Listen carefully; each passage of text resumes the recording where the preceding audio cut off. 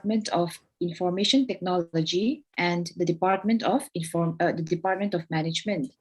The theme for today's session is Embracing Artificial Intelligence and Emerging Technologies in Healthcare, Education, and Business. Before we begin the technical session, may I invite our respected Vice Chancellor, Professor R.P. Vadera, to give a welcome speech.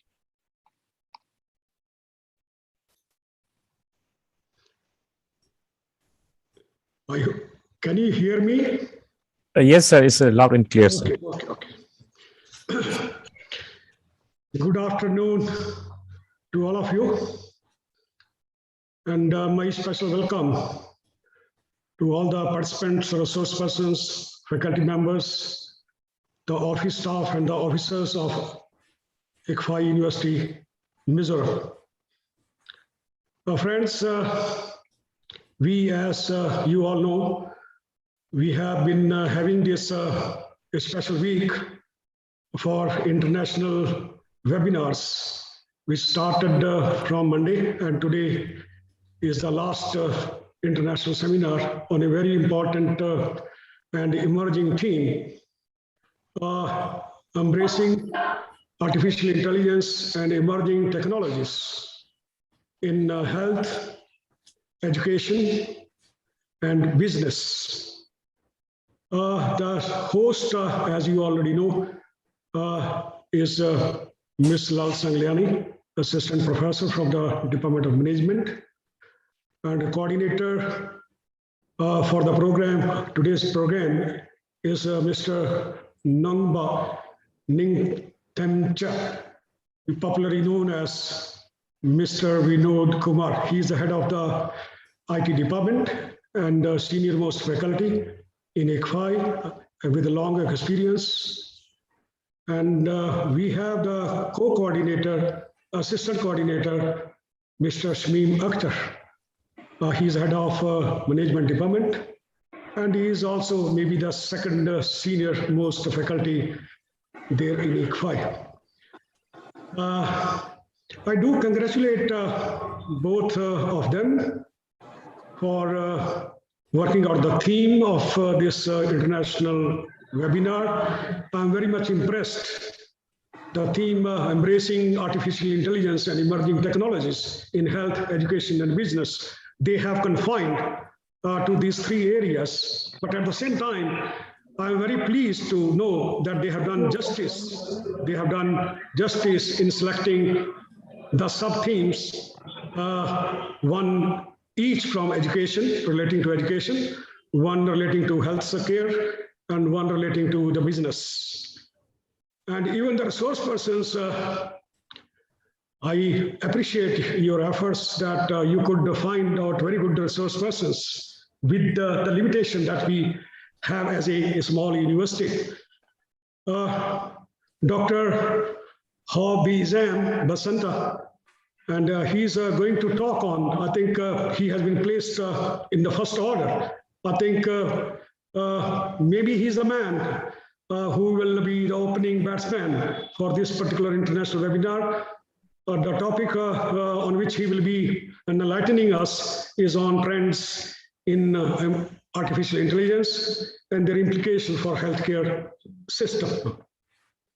And I will not go into his profile. I think that will be taken care of by the host, Ms. Lal Sangliani, when she will be introducing these resource persons one by one. She will be reading out their detailed profile.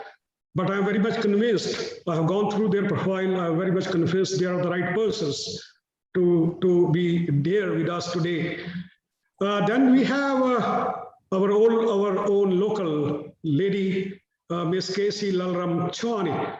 She is going to talk on transition of marketing from traditional media to digital media. I think this is, again, friends, a big area. I think she will enlighten us, even me, when I look into my own background.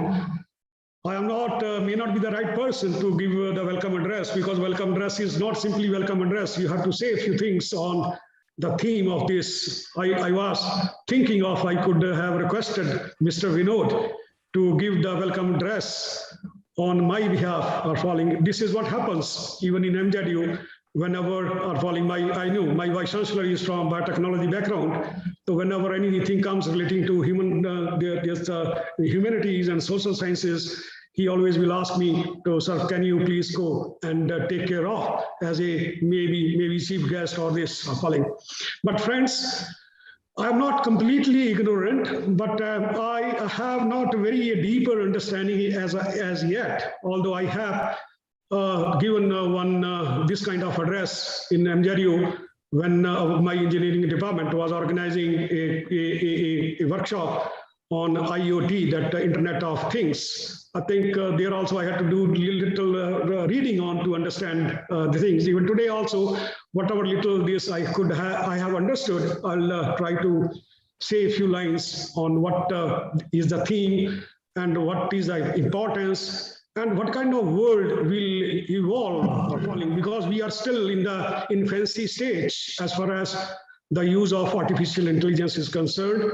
Although it has a long history, the concept was coined long back, somewhere in 1956 or falling. Maybe I was just 1 year old, but then it coming into to practice or falling. We have taken lots of time, but still we are in the infancy stage because this artificial intelligence itself has two broader classifications, which we call it narrow artificial intelligence and general artificial intelligence. We are still dealing with or falling with the first concept, that is narrow artificial intelligence, whatever is being done now. But as far as the general artificial intelligence is concerned, it is still in the conceptual stage.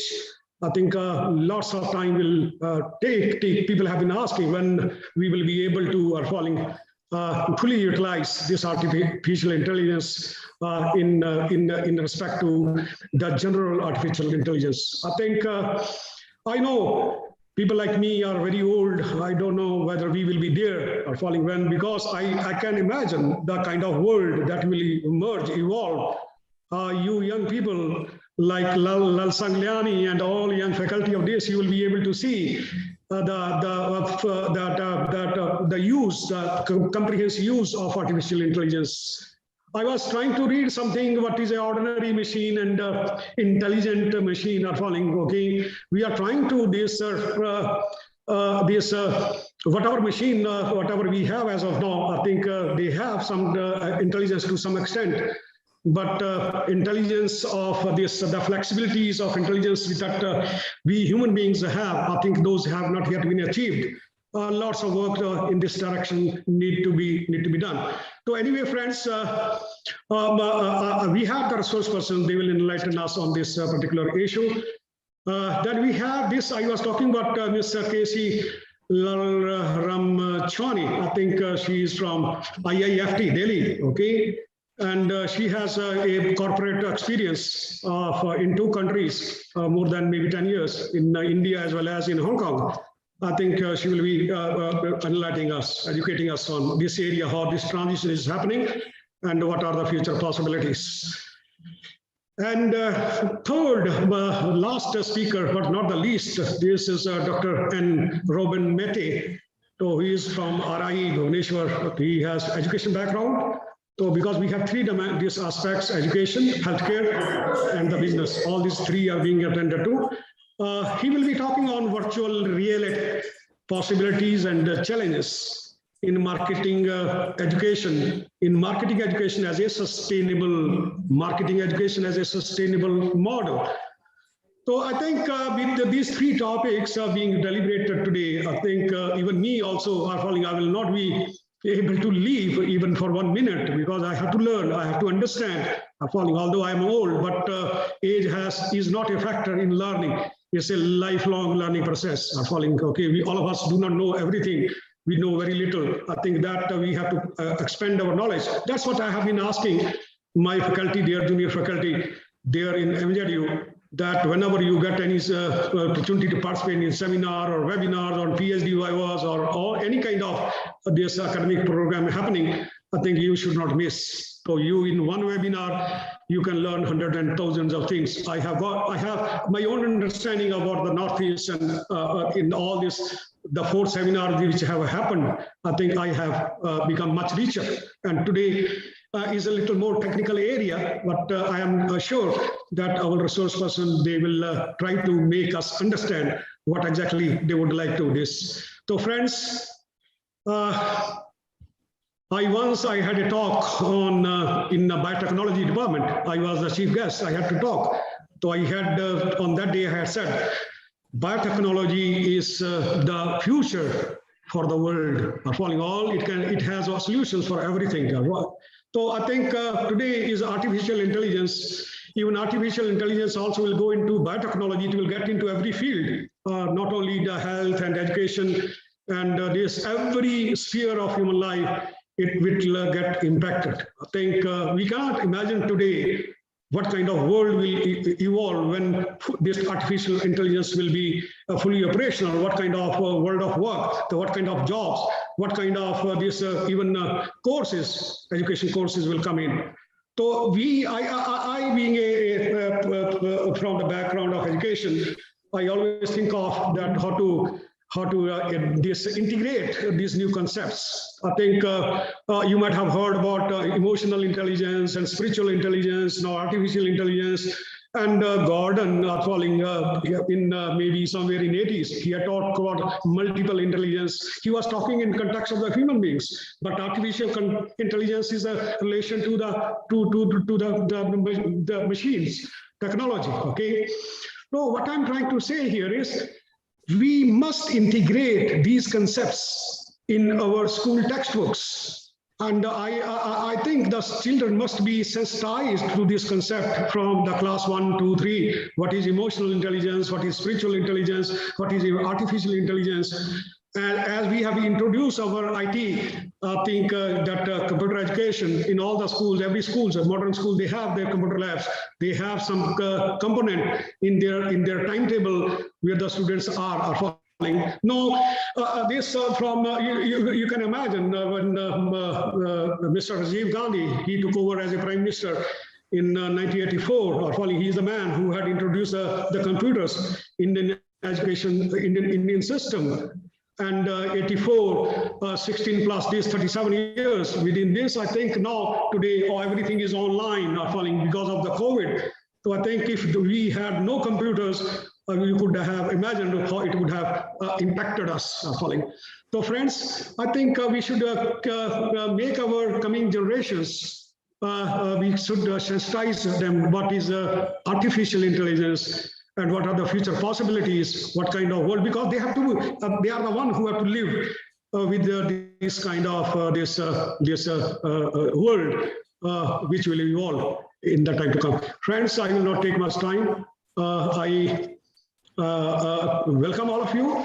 My special welcomes are to the resource persons, the speakers, Dr. How B. Zen, Basanta, and Ms. Casey Lalaram Chwani, and Dr. Robin Mete. I am thankful to them that they could spare their valuable time, and they are there with us, and they will be educating us. Welcome all the learned resource persons. Thank you so much for organizing. Let me also say one or two sentences, because it is the last webinar of the series that we have been organizing. I convey my vote of thanks also are falling to all those who have directly and indirectly participated in the organization of all these international seminars, and I was very pleased. I think it is much higher the way we have organized, and the kind of resource person we had, the kind of debates we had. And today morning, when our director tourism was speaking, that I could see the emotions, the feeling that he wants to do something or falling in the field of tourism. And I have even on that day when we were talking on the borders in the Northeast, I appreciate that all the resource persons, but I was very much impressed by that young girl, that Khote, Madam Khote from law background. I think I salute to her. She's so young, and her understanding was much, much deeper. And even our own resource person from Theological College, I think that kind of humanistic approach he was asking for to handle the issues, border issues. All this, whether it was relating to human rights, whether it was relating to mental health and mental hygiene, whether it was related to border issues, whether it was relating to tourism and not dealing with that artificial intelligence. I am very much impressed. And today, I think within this week, I think we have reached to not only in Mizoram, maybe to many people outside Mizoram. I think we have make them understand that ICFA University can also do this kind of webinars. Thank you so much. You have made me proud of falling after this organization of this series of webinars, and I'm sure that we should go for this kind of webinars in the time to come, and any kind of support which you require from the VC's this desk. I think that will be available, and maybe we can also impress upon the headquarters for any kind of financial support we require for our organization of this kind of these academic events. Thank you so much, and welcome all of you. Bye. Now I hand over to Ms. Lal Sangliani. The host of this, she can start the technical sessions. Okay, thank you. Thank you very much, Professor Vadira, for the warm welcome speech. Artificial intelligence is a broad branch of computer science that is focused on a machine's capability to produce rational behavior from external inputs. The goal of artificial intelligence is to create systems that can perform tasks that would otherwise require human intelligence. Artificial intelligence manifests itself in our everyday life via virtual assistants, search prediction technology, and even ride-hailing services. Artificial intelligence growing popularity in the 21st century is largely due to the advancements in the subfield of machine learning, and some processes that machine learning optimizes include paperwork, automation, forensic accounting, and algorithmic trading. In that way, embracing artificial intelligence and emerging technologies in healthcare, education, and business will result in a profound impact on productivity, employment, and competition. On that note, to enlighten us on the importance of artificial intelligence and emerging technologies in the field of healthcare, education, and business, today we are fortunate to have three distinguished speakers: Dr. Haubizam Basanta, a postdoctoral fellow at the National Taipei University of Technology, Taiwan; Mrs. Casey Leramtswani, Zonal Sales Manager, Airtel; and Dr. N. Rohen Meite, Associate Professor at the State Institute of Advanced Studies in Teacher Education, Haryana. The first speaker for today's session is Dr. Haubizam Basanta. He is a postdoctoral fellow at the National Taipei University of Technology, Taiwan. He earned his PhD in computer science from the same university, that is National Taipei University of Technology, and his master's in computer application from the University of Jamia Millia Islamia, Delhi. Dr. Basanta's current research include Internet of Things for the elderly healthcare systems, big data analytics, deep learning, and image processing.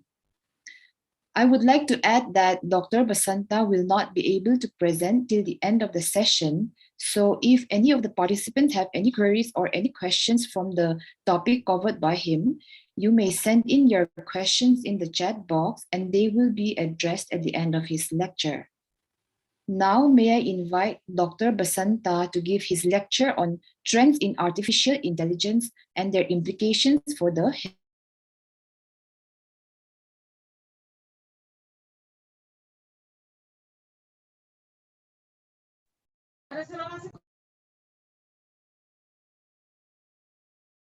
Hello. Yes, Vasanta, please. Yeah. Good. Firstly, I like to thank Professor Dr. Badera for giving such a very short and brief about the intelligence of artificial intelligence and their applications. And thank you very much, Ms. Lasangli, for enlightening us about the artificial intelligence. And thank you very much, all the panelists and all the speakers for today's sessions. Thank you very much. So let me share my slides to begin with. Please give me a second.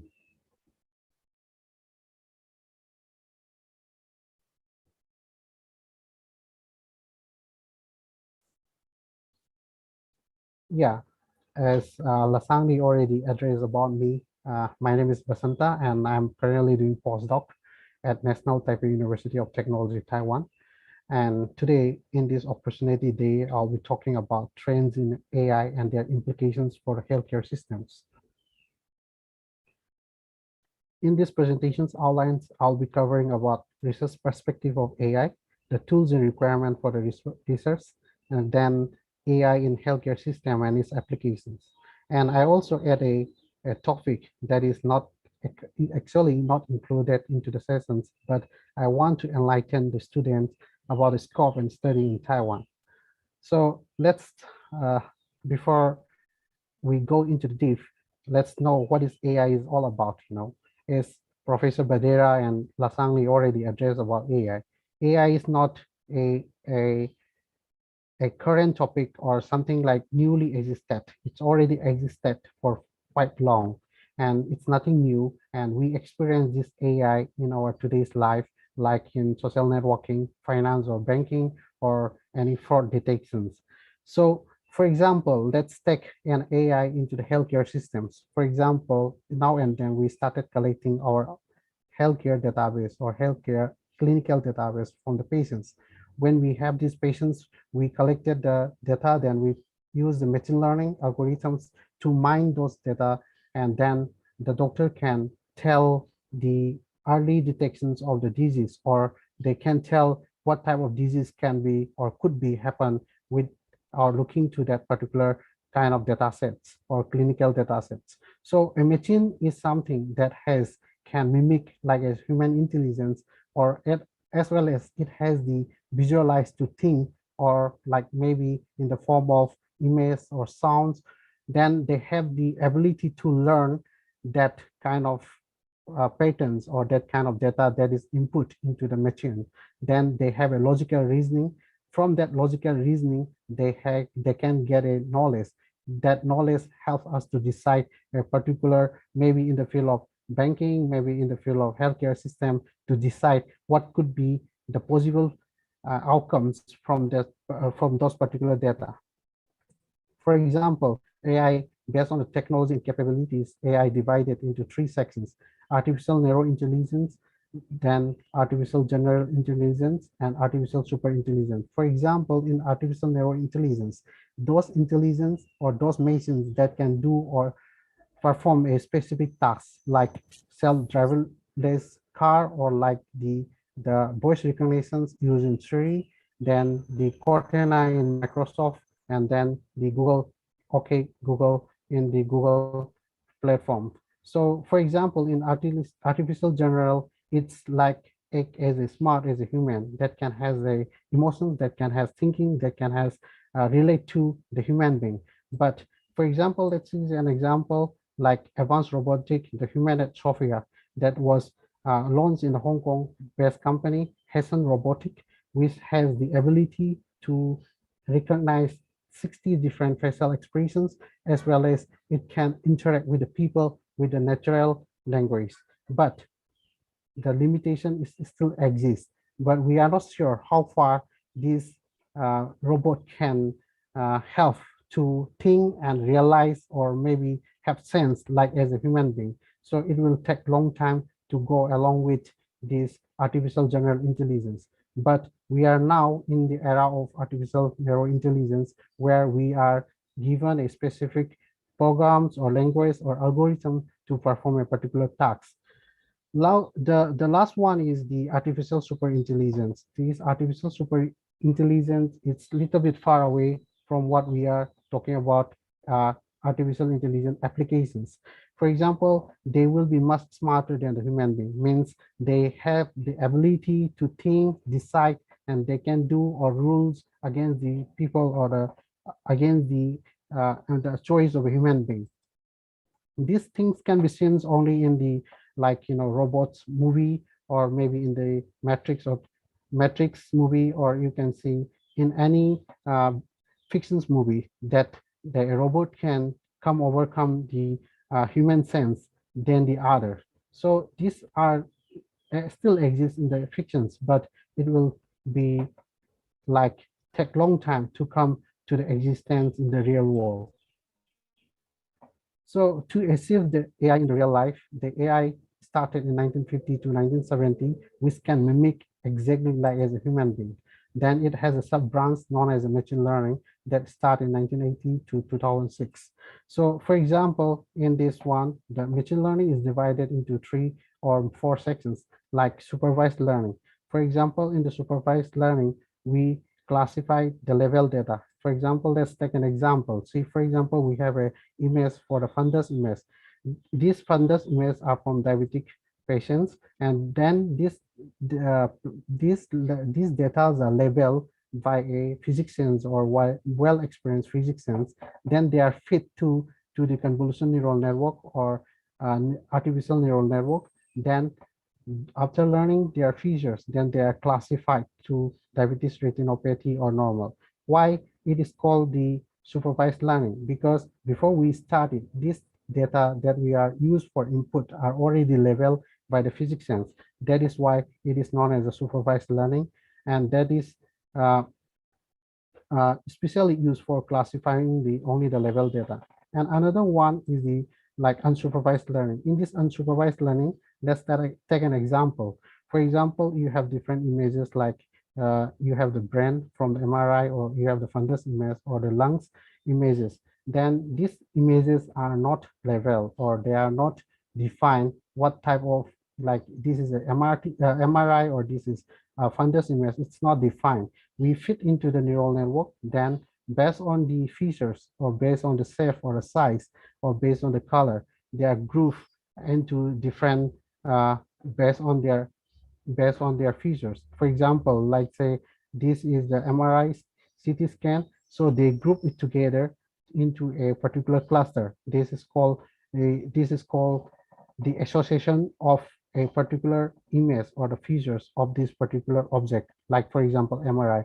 Then you can see the fundus image. They are grouped together here based on the features. And then similarly, the lungs are, or the images of the lungs are clustered together. This is how these unsupervised learnings are happen in the AI applications. Another one is the reinforcement learning, where we have an environment. For example, you have an agent, then this agent will perform a particular actions. When the agents perform a good actions or that assigned tasks, then they will give a reward. And based on the reward, then they calculate how much good reward they have it. Then after that, they will decide that particular system or that particular state of actions is good or bad. So this reinforcement learning is like mostly used in embedded software or embedded machines. Another one to overcome this the AI as a human being, we use a deep learning. Deep learning started in 2010, and now people are working on deep learning. The difference between the machine learning and deep learning is that in deep learning, we have different inputs or different neural networks that is called hidden layers. You can see that this is input for a human being, then there are different neural layers over here. So every neural layers will identify a particular features or extract the particular features of this particular input. For example, this man. So now in the first layer, it will identify the edges for this particular man. Then in the second layer, it will identify or combine the different edges of this particular feature. At the end, they will combine all these features. Then based on the combinations of all these features, then they will define this particular person or maybe object or maybe a thing. So this is how it's different from the machine learning than deep learning. For example, let's say some responsibility in the deep learning, we use most of the applications are object recognitions and classifications, and the classifications or localizations, then object detections. To tell the more detail about this one, let's take a simple example. Like for example, this is the image of a lungs where it is defined as a COVID or a normal, right? So when the image of a lungs is given to a system or learning machines, then they will define or they can classify based on the classes, maybe COVID or a normal. This is called classifications. Classifications are based on it's defined based on the class they belong to. And for the classification and locations means you classify this is a COVID, then after that they localize the part where the defects are happening or defects are located based on the image that is input into the machine learning. And for the object detections, like for example, you already classified this part and we want to define where is the infected part. So see, for example, this is the area for the infected part, then we localize, then after that we can define, oh yes, this part is the infected part, something like that. So this is done with the object detections. And these object detections can be for the same class or different class. And for example, once we define the localizations and define the detect the part of that image, then we can do the segmented, means we can know the size or the shape of how big or the large the defect part are. So this is how the image segmentations or semantic segmentations comes part here. And these segmentations or image segmentations are based on the pixel value of these particular images. Some of the AI in various sectors are like, you can talk about smart city. Everyone is talking about smart city because where you can manage your traffic, where you can manage the household, about the garbage or about the garbage management and something like that. So there are many tons of applications available in our day-to-day life, starting from e-commerce, banking, restaurant, and entertainment. But I think in today's sessions, we will be more focused about the healthcare system of the existing using AI applications. So for example, before we go into healthcare, I want to also address about the applications in smart farming, because in the northeastern state, we are more focused with the farming. So for example, like in the smart farming, we can do AI by using the soil monitoring systems, or like the crop breeding predictions by using sensors. And then we can also use a drone to check the different type of disease, or then we can just, otherwise we can take this drone as the capture the image from the field. Then after that, we can use those images to put to the machine learning. Then we can define different types of diseases, or different types of any changes that are taking place to the field. And we also can do the optimal kind of irrigation patterns, how check the about how good, or how much water should be sent to the field, or something like that can be managed by using the smart irrigation system. And then also we can also use the drone to spread this weedicide and pesticide from remote area to the far place by using these AI applications. So for example, here, like these are the tomato plants, where we try to detect the tomato, and then we try to figure out, is it the tomatoes are ripe fully or not. For example, we detect this tomato plant, then after that we find the probability whether it is ripe or not. Then after we detect its tomato, then we can just define or classify in different fields, like immature, or like breaker, or pre-harvest, or harvest. These are based on the color of the particular tomato from the particular plant. Then after that, we can decide whether the tomatoes can be harvested or not. For example, this one immature means these are not ripe. something like that. Then after that, we can tell the machines to cut the tomato, and we can also tell where to cut the part of the tomato. So AI also one of the most important in the field of education systems. For example, we can take uh, from the management to the student management to the school management to the college. We can take it. For example, you can see that how AI help in education system. They can recommend the student by using AI systems. For example, the course can be choose based on the previous performance, or then recommend the major career path or depending on their ability. So in AI, we also can use a recommended system for a student or as well as for the teacher. For example, if the teacher is working too long, then the AI system can predict what type of uh, sequence complications that can be take place with the teacher. And even in AI, we use the VR, that is virtual reality, where we use the visualization, then simulations can be done with the VR, and then the study guides can be provided using the VR. Then all these things can be done just by our natural language. Okay, so even in the AI in education system, they also provide the systems where they can be accessible for 24/7. And another one that we can do this part is the parents and education management.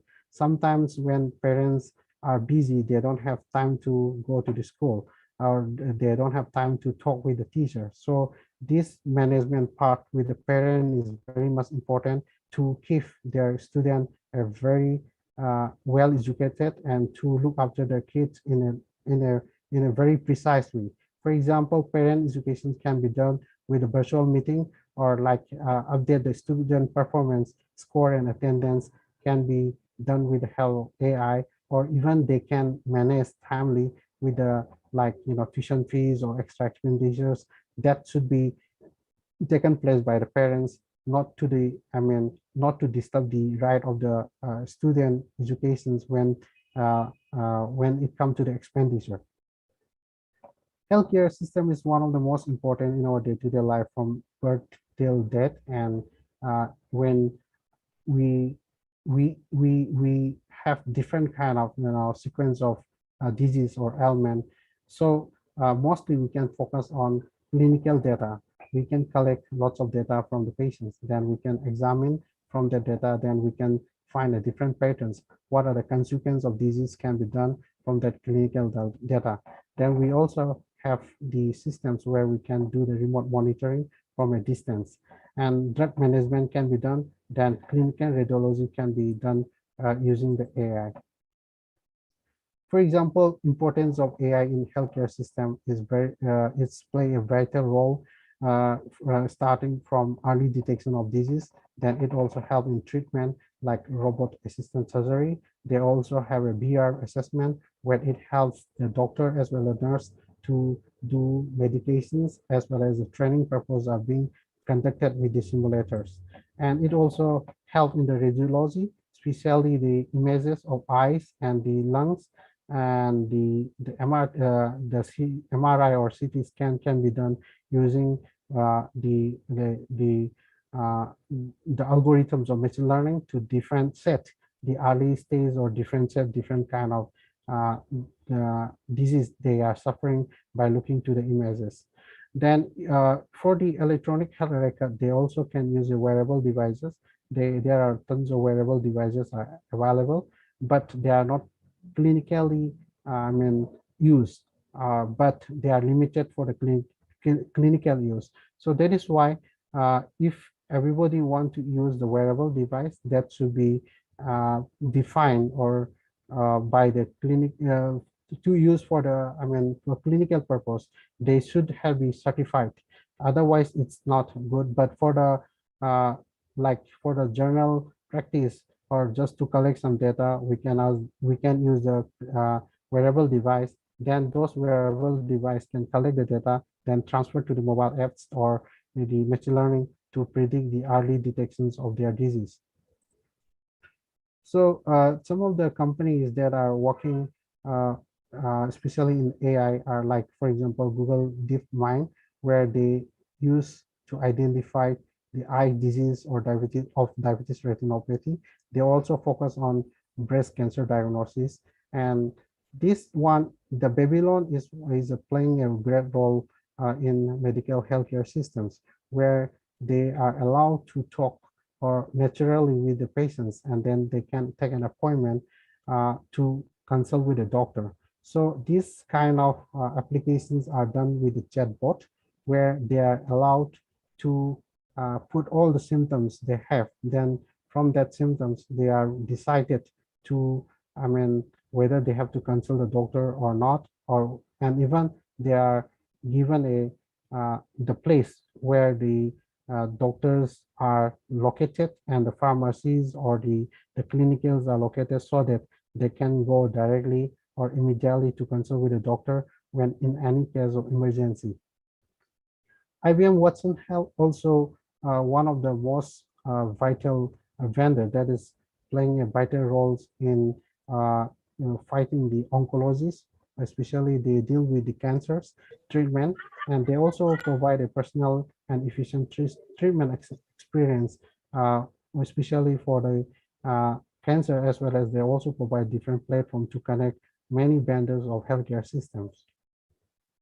So these are some of the companies that are working for the healthcare system. Some are based on the patients, and they use some are using a artificial intelligence chat bots, and some use the drug management, and they also use for informations and clinical trials, and genetic research are being done with this the startup companies given on these informations. And they also have medical doctor facing challenges that can be uh, analyzed by using data analytics. And then they also have a platform with the medical imaging, or like, for example, these are some of the companies, they are focused on medical imaging for the MRI and or the CT scan, or maybe for the lungs. So to start with the for the healthcare system in AI, the student or the concerned person should also know some programming language. For example, there are tons of programming languages are available, but Python is the widely used, and because the syntax is easy to understand and ready to use, so most of the people who deals with AI studies use the Python. For example, you can see there are some of the most commonly used AI-based language, which are like Python, Java, and these are given from the IEEE spectrum. And based on the ranking of 2021 mostly used languages of AI, these are listed in sequentially, and you can see that this language can be used as a wave, or it can be used for standalone desktop, and it can be used in embedded or devices, or like we call as devices. So these are some of the commonly used languages in AI systems, where a students or a user can use this kind of language to start for the AI applications. So like if anyone to use the Python, then they can get into this website and then download the Python. And there are different versions of Pythons for any Python version can be used, but the latest one is 3.1, but mostly the 3.92 everybody use it because it's more stable. So to manage this one, we have Anaconda as an environment where you can manage all the Python libraries. And this Anaconda environment can be used in different platforms like as Windows, Linux, Mac, and Ubuntu, or also can be usable by using Anaconda environment.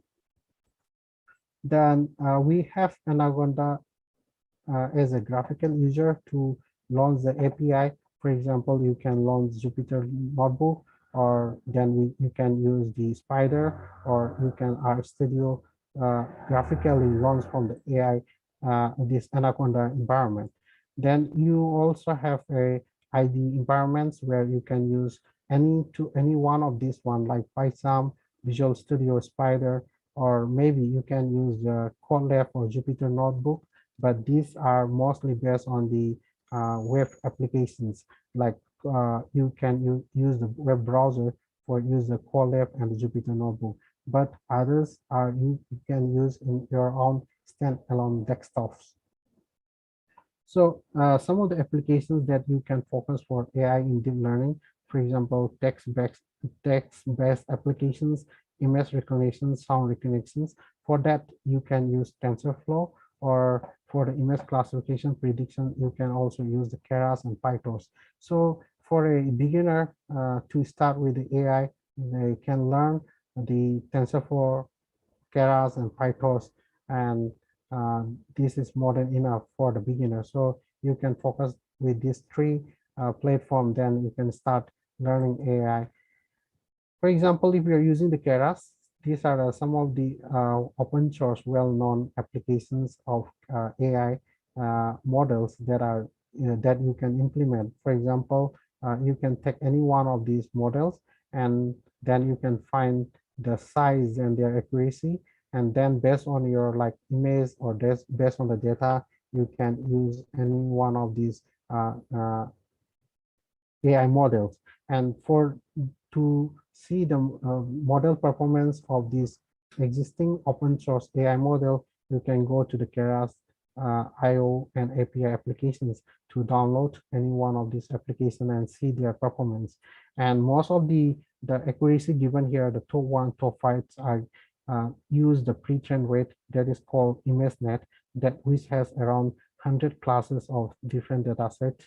And so if anybody want to use the AI as a beginner, they can use any one of these models given here. To begin with the AI as an resource, what we need, firstly, we have to think and we have to pick an area where you are interested in. For example, in medical or in healthcare system, there are different kind of fields, like you can go for dermatologists, you can go for cardiologists. So firstly, if you want to get into the AI healthcare system, you need to pick an area. If you have an area, then you have to define the problem. Based on that problem, find the existing solutions or existing problem that already have. Then you have to find a way to improve based on their speed or accuracy and based on the size. So that is one of the most important for the to start with the AI healthcare systems. For example, if you are the IT professional, first thing is what we have to do if we want to start with the healthcare systems. We have to connect with the doctors to understand more insight about the clinical pathology, or maybe the clinical term of the healthcare systems.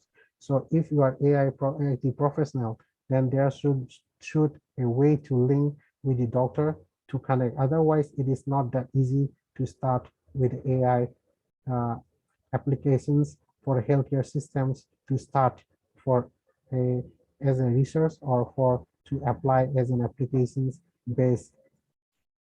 So when you start, you can be based on the patient centric, means it is more focused on the patients, which you can have wearable device or to collect the data from the patients. Then you can have a home centric, that is can be monitor the patients from the home. And then you also have the hospital management, where you can manage the different sections of the hospital. So data is one of the most important. Without data, you cannot start in AI.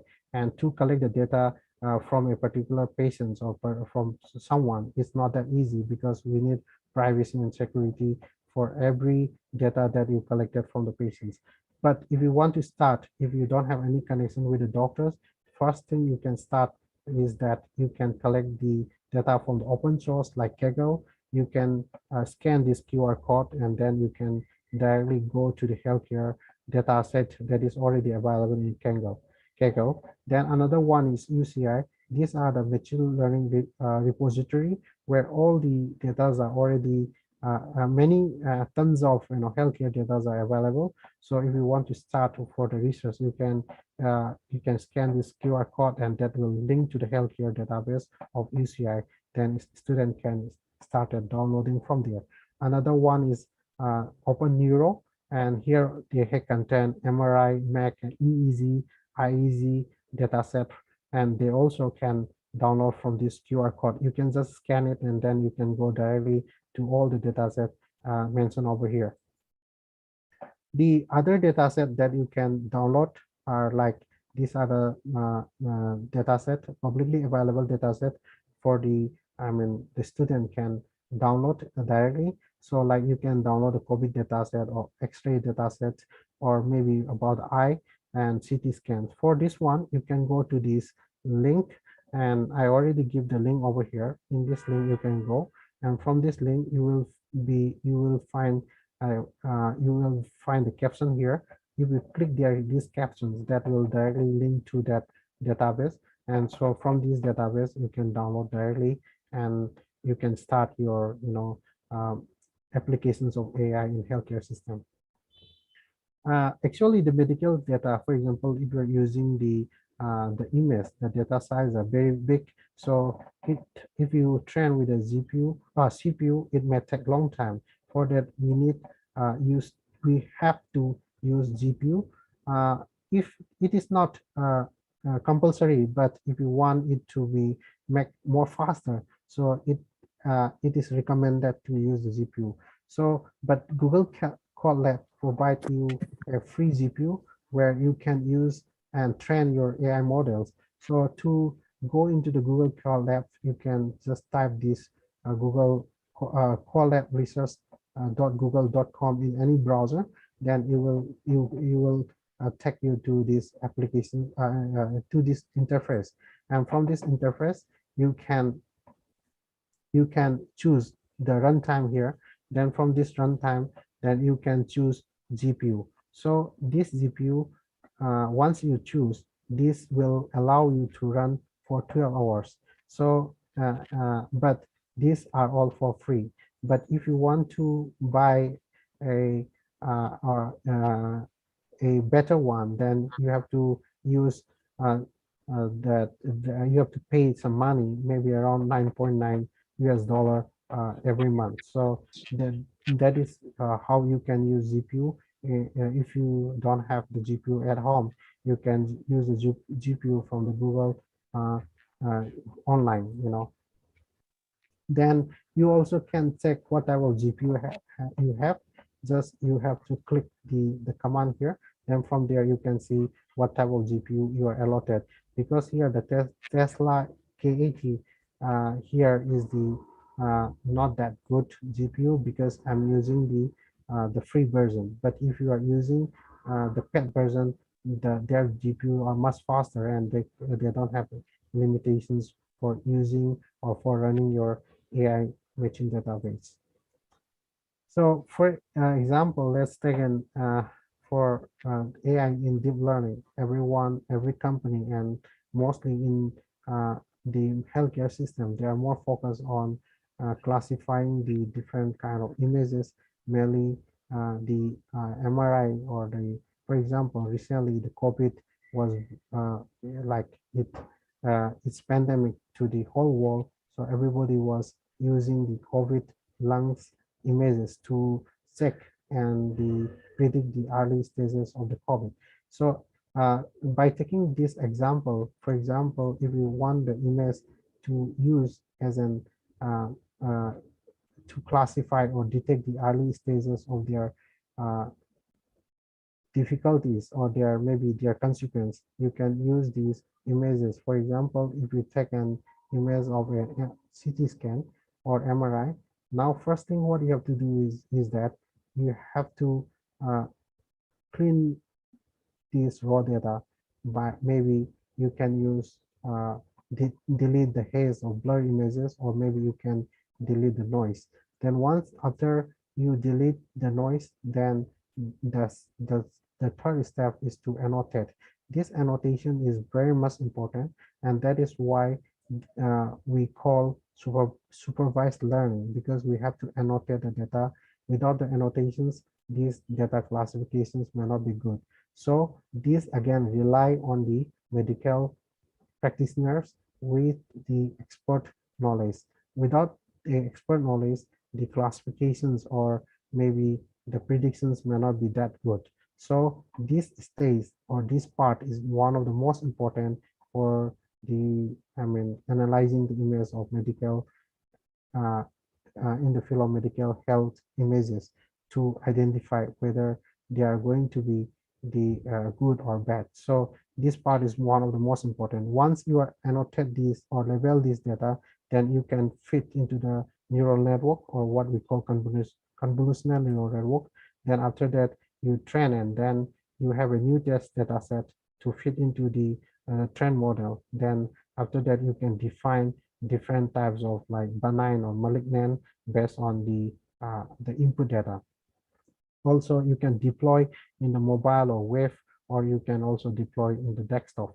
So this is how the image processings are being done, or image classifications are done for the AI healthcare systems. Another thing is that if you want to focus on the patient-centric, you can collect the information from the patients, that maybe the clinical, maybe heart rate, or maybe the medications, and then you can have some informations about their records, like maybe the blood glucose, uh, I mean the fastings, or maybe after uh, the fasting. So they can record the information from here. Once they record this information, then they can use like mobile app to see, or for user to see their data that are being collected from these sensors, or maybe from any other wearable devices. Then this can be kept to the healthcare cloud, or where we call is a healthcare database.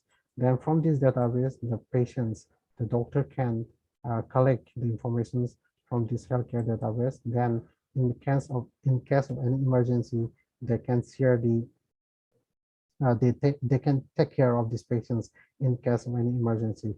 So the whole system will be like this, like they will have the wearable device, or the device that can collect and monitors the patients. Then we can use different machine learning methods to maintain results from that. Then the actions and will be taken based on the clinical data that is collected from the patients. And that is how we can monitor based on the patient-centric monitoring system for like, for example, if we want to apply this AI in the remote applications. So if we are targeting the patient-centric, these patient-centric should have like the management of doctor. Then you can connect with family, hospital, or any care management or caregiver, or all the information of medications should be like have in when you are talking about patient-centric service that for the healthcare system. For example, this is the applications that I make a few years back, where we are allotted, where the patients are given some informations about their daily symptoms. Then from that symptoms, then they are allowed to choose different these informations given here in this app, maybe by the voice, or manually they can select from the screen. Then after that, they will be decided what type of disease they have, like whether they have a mental illness, or then and what are the symptoms based on this illness. Then after that, it will be decided what type of doctors or what type of department that should be consulted. For example, based on these selections given over here, the patients may have this mental illness, and then they can consult with the neurology. Or another, the probability is that maybe he or she is maybe suffering from ENT, and then they can consult with the ENT specialist. So these are some of the probability that are given based on the choice of the symptoms by the patients. So that is how we can do that is how we can monitor the patients. Like it is a platform to give an assistance to the patients to check their health uh, management by itself. Another one we can do is that like for example, rehabilitation system is one of the most important, especially for the elderly peoples or maybe those people who are disabled. So like for example, we can have the human post where we are have different key points of the humans.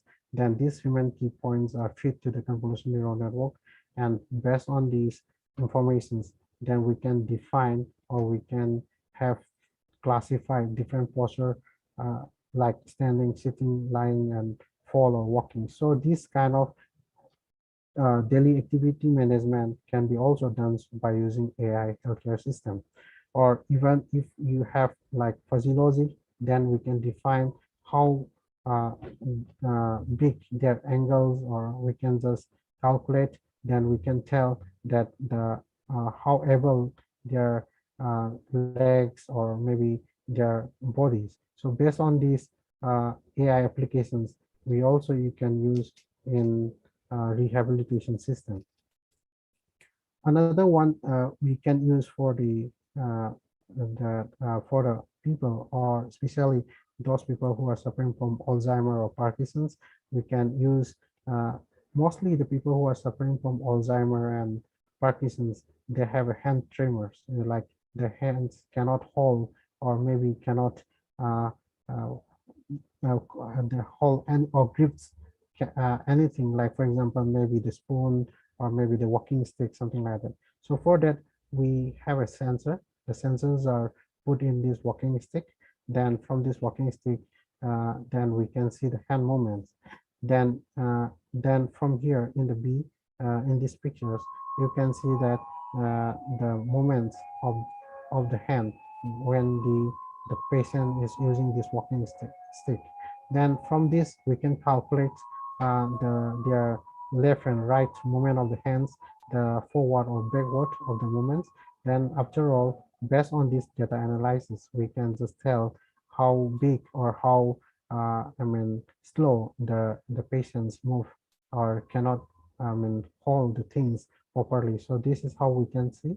And after that, we can just if for example, like if the patient is like fall downs, or if he cannot like wake up. So if the system is connected to a mobile phone, then this will directly call to their near and dear ones, so that it will give a alert systems for those people who are suffering from Alzheimer and Parkinson's disease. And another one is that we can also use the knee rehabilitation systems, where we use different kind of sensors that are located into the to the patients.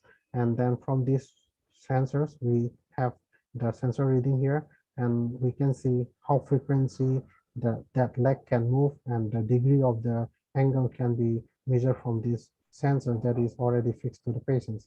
And based on this one, we also have an mobile applications where we can see, and then this data can be transferred to the cloud, and then doctor can see how far their rehabilitations are good or not.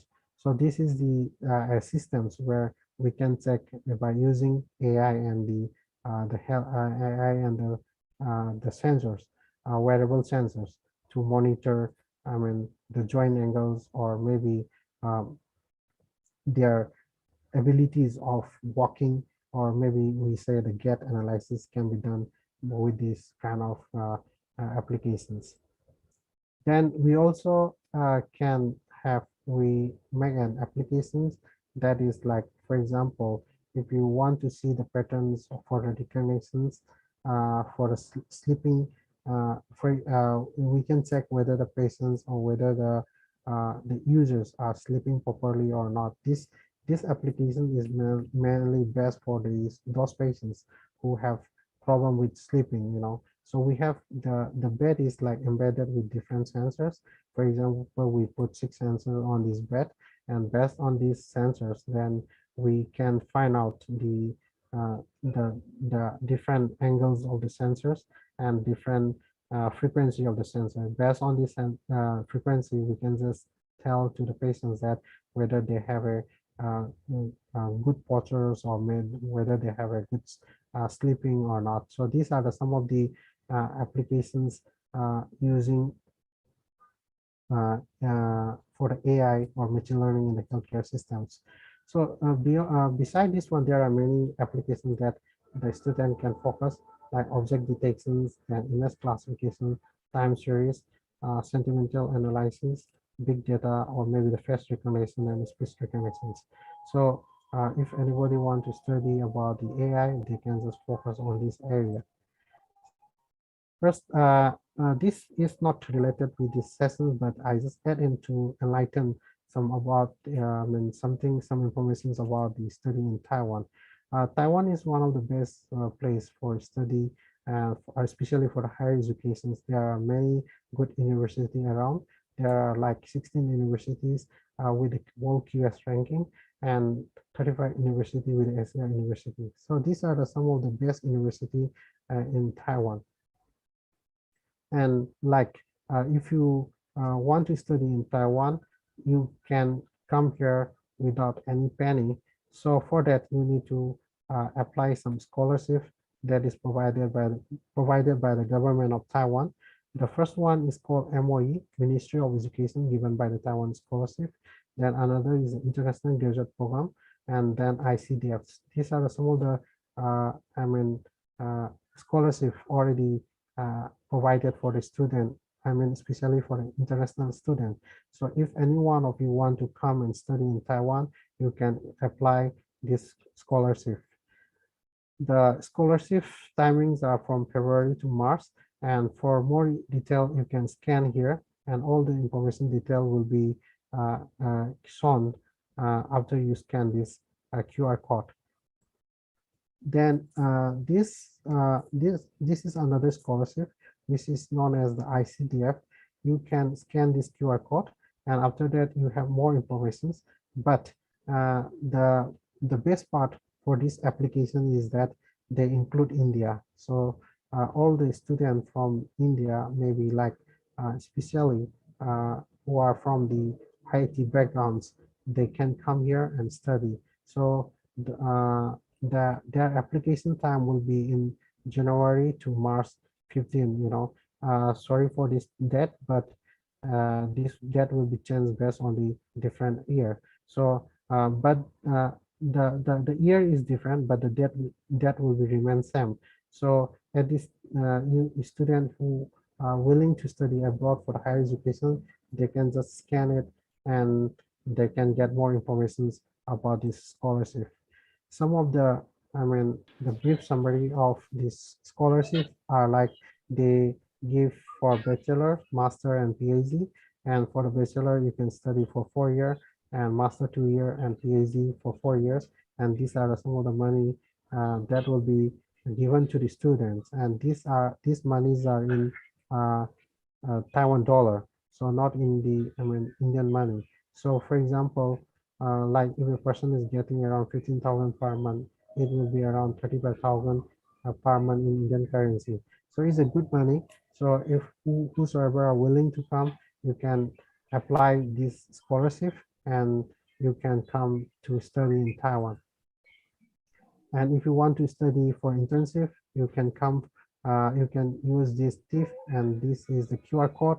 You will get more information. So just scan with this, then you will get more information to how to do intensive and how to study and when and what is the right time for the intensive. They will be given in this QR code. So please don't forget to scan this QR code.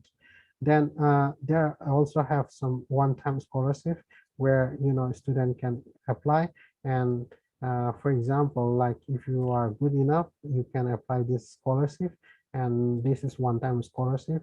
but this scholarship will be given only once you are like you are a student in Taiwan.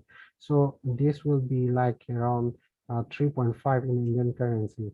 So, and another scholarship is like for a living grant, you can get around 2.5 lakhs in Indian currency one time. So if your student are good enough, don't hesitate to apply to study in Taiwan. And for more information, like what type of educations or what type of research or what type of college that you want to choose, you can go to this one, study in Taiwan. Then you can find all the different informations based on the college, based on the scholarship, or based on the specializations. So you can get all the information from here. So students who are willing can, can log into this website and check it, the more in details. So admission procedure will be like there. Every applications are online, so you no need to do or you no need to worry for any paperwork. So just apply online. Then once you apply online, but they need some requirement like your study plan and recommendations from the teachers. For that, I already gave you the QR code. You can scan and you can find all the requirements for a particular college or for a particular university. So once you get into there, you can get all the information, and this is the procedures to get into the or to get enrolled to the Taiwan colleges. So this information will be same for all the university in Taiwan. So in every the intake of admissions are twice in a year. So one is like fall intake that will start in 1st January till 30th April, but this will be varied from college to college. But the beginning of the application online form will start especially from 1st January, but the deadline may be differ. So, and once you are like lucky to get into these sessions, your your session will be started in September. Another one is spring intake, and that will be application time will be early August, and then your session to start maybe the 1st week of February. And the unlucky part for this part is that you don't have any scholarship because the government scholarships are entitled only for a fall intake. However, you can get a scholarship from the colleges, but the money for the colleges or the universities are varied. So if you want to apply for the government scholarship, please don't forget to apply in the fall intake, especially for the master and PhD. So thank you very much for listening me. And like we have a Facebook page as a Manipuris in Taiwan, and all the informations are updated over there, like educations or a job or maybe the research. So any if anybody you are interested, you can go to this page and you can find all the informations. And if you want to connect with me, this is my Facebook page. So feel free to connect with me. Thank you very much.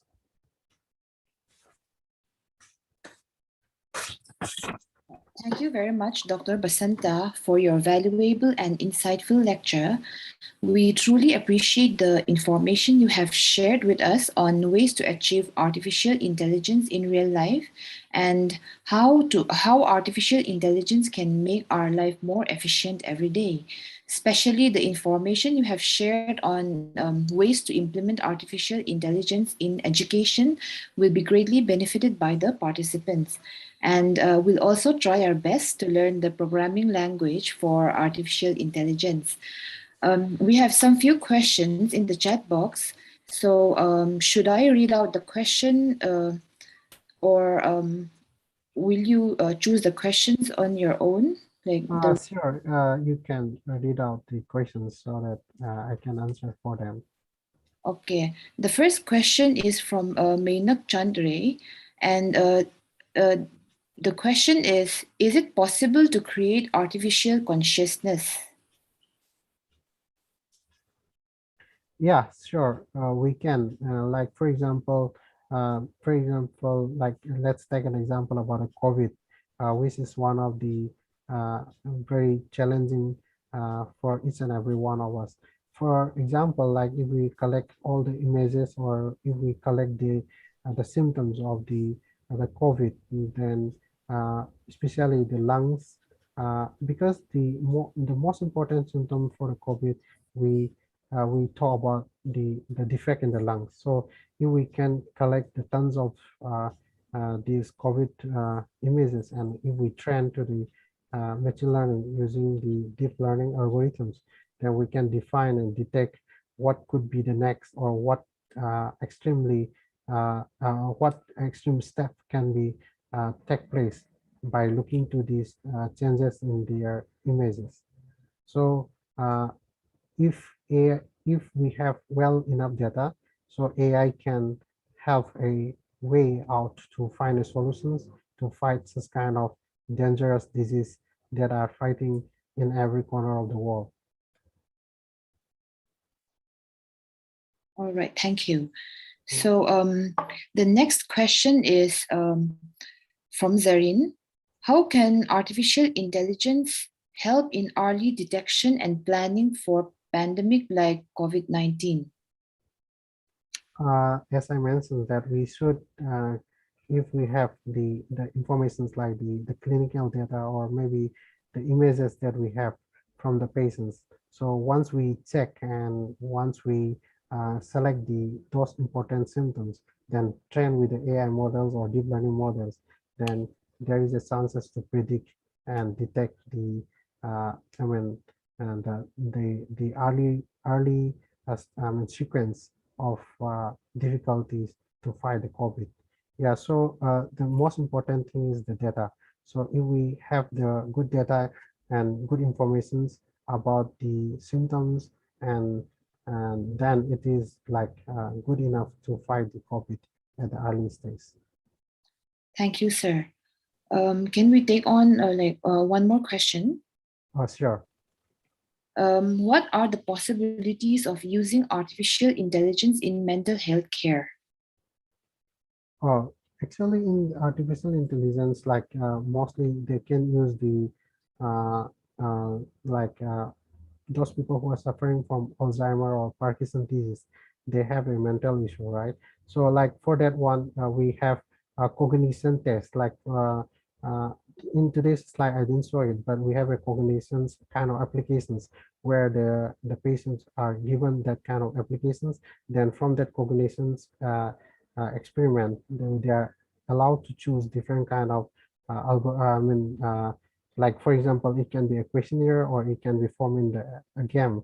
Then once they choose it, then we can just list out the sequence of a score, and based on that score, we can tell that these patients can have more dangerous, psychological related disease or not. So there are tons of applications for cognitive analysis for the patients, especially for the those patients suffering from Alzheimer or Parkinson's. So yes, we have enough cognitive analysis tests that can fight for this kind of symptoms and this kind of diseases.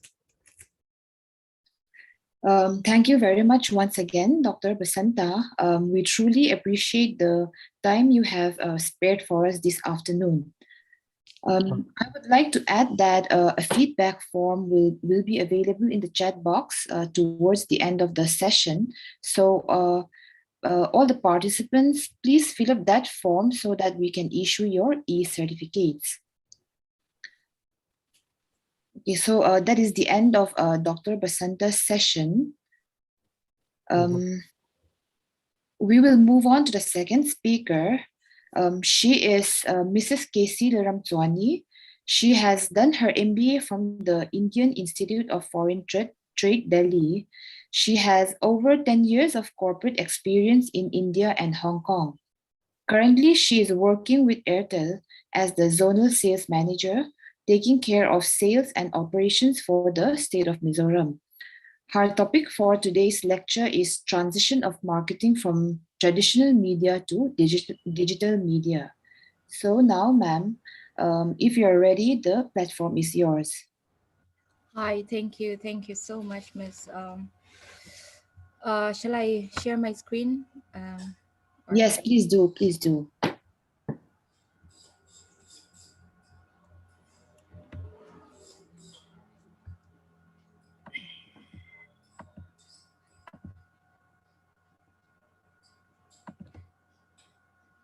So yes, hi. Good afternoon, everyone. First of all, a little introduction about myself. Like Miss has mentioned, I have a corporate experience, but it is mostly in the field of logistics and telecommunication. So out of the 11 years experience that I have, 10 years is on telecommunications. So I've been in Airtel. I've worked basically all over India and different geography of India. And the other 1.5 years, 18 months roughly, I have a background in logistics. So I worked in between Hong Kong and Macau in with an Australian company handling logistics. So that is my professional background. And you might be wondering why I am here talking about digital media. And so on this, I am currently a research scholar in Mizoram University. So my topic is on this digital media advertising. So because of this, I have so for the past 5 years, I have been working in my research regarding online advertising. So because of that, I have attained my online diploma from University of Illinois. And I have also attended several working seminars. So I am also part of a community set up by Harvard University. So we call it H pair. Harvard University has this program for Southeast Asian research scholars. So I have been going to the university campus in Boston, also attending such seminars. So I'm more of an enthusiast and a fellow scholar. So I hope you attend today's short lecture on this topic with a you know with an open mind. So I'm not a practitioner of this topic or anything, but I'm also a fellow enthusiast who is still learning. And so I'm here just to share whatever I've learned so far and whatever I feel would be important to you and which you would find interesting. And so that is my purpose, and that is what I'm doing here. So I wanted to start off with that. And I'm sorry in advance because my my PPC is quite boring. And next time, is if there is ever a next time, I hope it will be more interactive. I am not so much of a Zoom person. I'm more of a stand in front of a audience and feed off of the energy kind of person. So I'm sorry, today is a little new to me. Anyway, we'll go ahead. So I will be discussing on five main topics. First, we'll start off with the introduction, and then what are the new tools, and then what are the recent marketing strategies, and then how has advertising really transitioned. And we'll move on to conclusion. So it will not be a very long lecture, and this will be a very basic introduction of this topic. So we will try to add in real life examples wherever possible.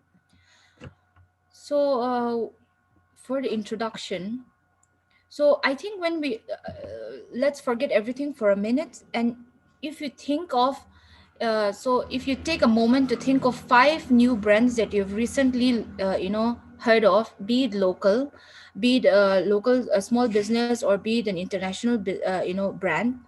If you think of the five most recent brands that you've heard of, not not the established ones, and if you think of how or where you've heard of these brands, I think 90% of us can say that we have almost heard all of them from either from word of mouth or from some sort of digital media. So I think that clearly states the importance or the impact of digital media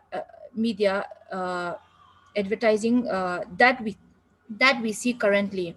So when we talk about consumers in the new millennium, we are not changing our we are not just changing our interest to shop online, but we are also starting to change where we are searching for information. For example, today if I want anything, if I want a new handset, what do? I don't look at newspapers and look for advertisements there. I don't look at television ads. What do? I look for reviews, online reviews. I look for peer reviews. I look for my friends' reviews. So our mode of collecting information has also differed a lot. I think we can all agree with this, because we are more likely to trust our contacts, or we are more likely to trust people whom we consider as experts. If I am going to look for example, if I'm going to look for, let's say, a skincare product, which most people assume would be a slightly technical product, we go for somebody who we think has some knowledge about it, or is an expert on it. So before, if we will look at magazines, we will look at newspapers, and we'll see, oh, this celebrity is using such and such kind of cosmetics, so this must be good. So but all that has changed over the years, right? So I think we can agree with that. So which is why business organizations are also uh, starting to put more emphasis on digital media for their advertisements, rather than the traditional modes.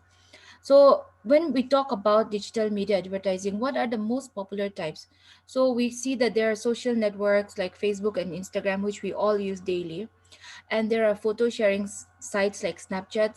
Flickr is not very common in India, but I think it's very prevalent in other places. Online communities and microblogging tools like Twitter.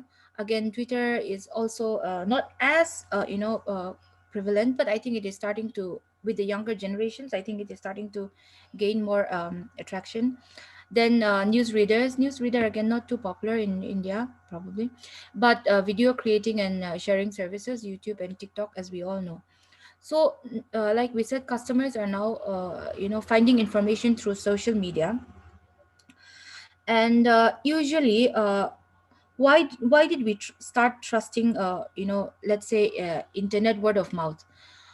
I think the reason would be that people believe that, since, for example, I as a user, since I don't have anything to gain, rather than giving an honest feedback. For example, if I'm using a certain product, there is no reason for me uh, to share a false propaganda or to share a false review if I feel that I have a genuinely good review. So other customers will also feel that, oh, this person is also sharing review or his review, so this must be a genuine feedback of the product. So I think that is why uh, it started as, most of the word of mouth started as unpaid and organic communication by consumers that voluntarily is very important, that voluntarily serve as brand advocates because of positive previous experiences with certain brands.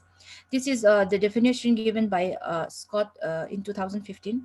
So so what do we mean by this? Nobody is forcing me to give any reviews, but because I'm so happy with the positive experience that I have with the brand, so I am giving a positive feedback. So because of this, it is a voluntary feedback. So I think because of that, customers are more or less inclined to believe that this is a genuine response. So I think people are ready to be more people are ready to rely more, and people are ready to believe more. And another thing is, social media allows brand to connect with customers at the right time. uh, when we say at the right when we say at the right time, it means that, if suppose I'm in the middle of, let's say, I'm watching TV, and I'm in the middle of watching a concert or something on on a on a proper channel, and somebody is advertising, let's say, like I said, handset or something, but I will not be in the right mind to think about the product. But if you think about social media, the targeting is very accurate. For example, we all know that if today I'm googling for a product, so the advertisement that comes to me through maybe another platform would be very accurate in terms of timing also. And so because the timing is correct, uh, it gives more effectiveness, and it leads to better productivity, and obviously at lower cost. So I think this is why social media and is gaining a lot more importance over the years. And you will be noticing that I mentioned a lot of social media instead of digital media. This is because when we talk about digital media advertising over the years, in the past 2 3 years, according to a study by Revu, which is a research company, they have noted that when we talk about digital media, 90% of digital media advertising has been consisted by social media. So because it is largely predominant, so I will also be talking about social media more, because social media, uh, like we said, has more weightage over any other media when it comes to digital media. So when we say digital media, what are the new tools? So when we talk about new tools, we are not talking about the platforms, but we are talking rather what are the tools that marketers use across platforms. So the first one is user generated content.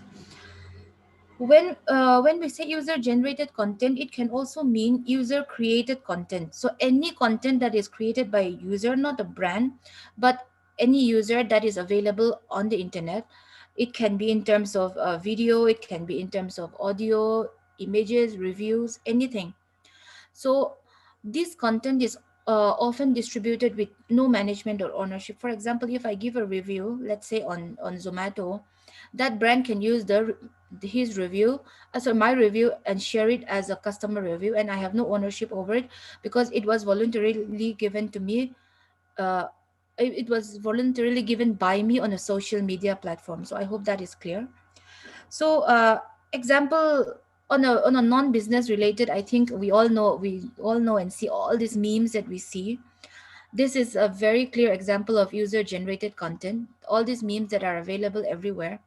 So we can say how are we may be wondering how they are gaining so much popularity. This is because there is no content. Sorry, there is no ownership. Anybody can just add on their slogans or whatever lines, whatever jokes they want, and they can share it. So that is, I think, a good example. Then the second tool would be customer reviews and word of mouth marketing. So what do we mean by electronic word of mouth marketing? I think we all know what is word of mouth, but what do we mean by electronic word of mouth? It is actually very similar, but the definition is something like any negative or positive statement made by potential, actual, or former customers about a product or a company or a brand, which is made available to a multitude of institutions and people via the internet. So via the internet is very important. If I am just giving my review to a friend, then it is a word of mouth. But if it is via the internet, then it becomes an electronic word of mouth. So it can be in the form of, like I said, reviews. It can be in the form of tagging. It can be in the form of images. These are all valuable source of information for customers making product choices online. If I am looking for any product review, if I want to buy, let's say, a TV, uh, any such customer review or word of mouth will be very important for me to make my decisions on which product or which brand to buy, right? So word of mouth communication can take place in numerous ways. So it can be web-based opinion platforms, it can be discussion forums, it can be websites, it can be news groups, it can be posted reviews, it can be mailbags, electronic mailing lists, personal email, chat rooms, instant messaging, customer ratings, website, blogging, social networking websites, or individual websites as well. So, for example, there are many companies that practically run on on this tool. Like we all know, we are all starting to get introduced to a brand called Zomato. So if you look at Zomato is largely running because, for example, if you're a restaurant, if you're listed on Zomato, people, especially for new restaurants, people don't know the kind of service you provide. People don't know, the taste of your food over just few photos, right? So they look for, largely for, reviews. So they look for customer feedbacks. And another thing is Airbnb. I don't know if you have started using, but if you are a user of Airbnb, the first thing we look for is reviews, because we don't know, photos can be very deceiving, we all know. Or even if the place is amazing, the owner may not be, very cordial. So the first thing we look for is word of mouth or customer review. So I think over the years, this has played a very prominent role. And because they are owned and controlled by consumers, and they are known to be organically provided by consumers, they usually has higher credibility, like I said. So the opinion of other customers is that nobody is paying this person to write such and such, so his or her feedback must be genuine, right?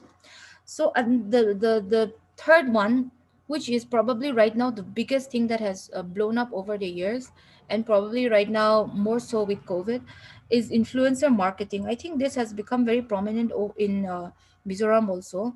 3 4 years back, when I first started picking this topic, I had to defend it a lot because it was recently new. Was it 5 years back? So it was recently new, and so this over the years it has really developed well, but it has also become very dynamic. So whatever I discussed now, maybe 6 months down the line, it may not be very relevant. So that is the kind of dynamics we're looking at when we talk about digital media advertising. It changes almost every day. So when we talk about influencer marketing, Freeberg described social media influencers as a new kind of independent third-party endorser who shape audience attitude through blogs, tweets, and use of other social media. So I hope that is. I hope we could understand that. Um, so, influencer marketing is a marketing strategy which uses the influence of key individuals or opinion leaders. When we say opinion leaders, I think in this, when we talk about influencer marketing, I would like to dwell a little bit in the industry of skincare and beauty, because I think this is where the sorry, I don't know if it's reflecting. So when we talk, I don't think any industry is as much penetrated by influencer marketing as it has done so in the beauty world. So if you, I think we all know, maybe it is not very familiar for the guys. So please excuse me, but for, I think for the girls, for the female gender in general, I think we are all exposed to beauty influencers at some point. So if we look at the biggest names, like right now, Jeffree Star, James Charles, who are all these beauty influencers, if we look back and think why people trust their reviews over others, they do not have any technical background, but why do people think them as opinion leaders? This is mainly because they are considered as, initially probably they started as enthusiasts or somebody who's very passionate about skincare or beauty products, but over the years what they have done is they have used their followings, they have used their feedback, and to build a huge audience who are now believing everything that they say, and who are now believing them to be as authentic fellow consumers. So we will talk about the morality and the ethics part of that later, probably in the conclusion or before the second last slide. So I will not dwell too much on that. But I think when we look at especially beauty industry, we see a lot of influencers who are giving feedbacks, who are giving their uh, experiences over their channels. So these people, as a collective group of people, have really led to the boom of influencer marketing, let's say, in the industry. So the advantage is that, sorry, excuse me, uh, the advantage is that consumers are more likely to accept or trust influencers opinions, as we discussed. So brands have started collaborating with these influencers whom they feel would match the image of their brand very well. I hope that is understandable. Just because somebody is popular, uh, we brands cannot just go and, if you go and tomorrow, if you go, for example, if you think of the most popular Indian Instagram celebrity, it would probably be Virat Kohli or Priyanka Chopra. Tomorrow, if you go and ask them to advertise something which is very very different from their brand, like a hardware product or something, it might not go. So the thing that sorry, brands have to also look at is if there is any common ground between them and that those influencers. So another advantage is that brands are able to choose more reasonably priced influencers, in contrast to the exorbitant cost needed to sign one or more renowned celebrity endorsers. Now we all know, let's say 2 3 years back, when any brand is going to get endorsed by a celebrity, they have a certain fee. So similarly, in Instagram and or in social media also, brands influencers do charge, but they do not, because they are not celebrities, they do not charge as much as celebrities, because they are also social media influencers. So based on their reach, based on their response that they get, brands have the ability to choose what kind of celebrity they want to go sorry, what kind of influencer they want to go with. So that is a very important advantage for the brand, right?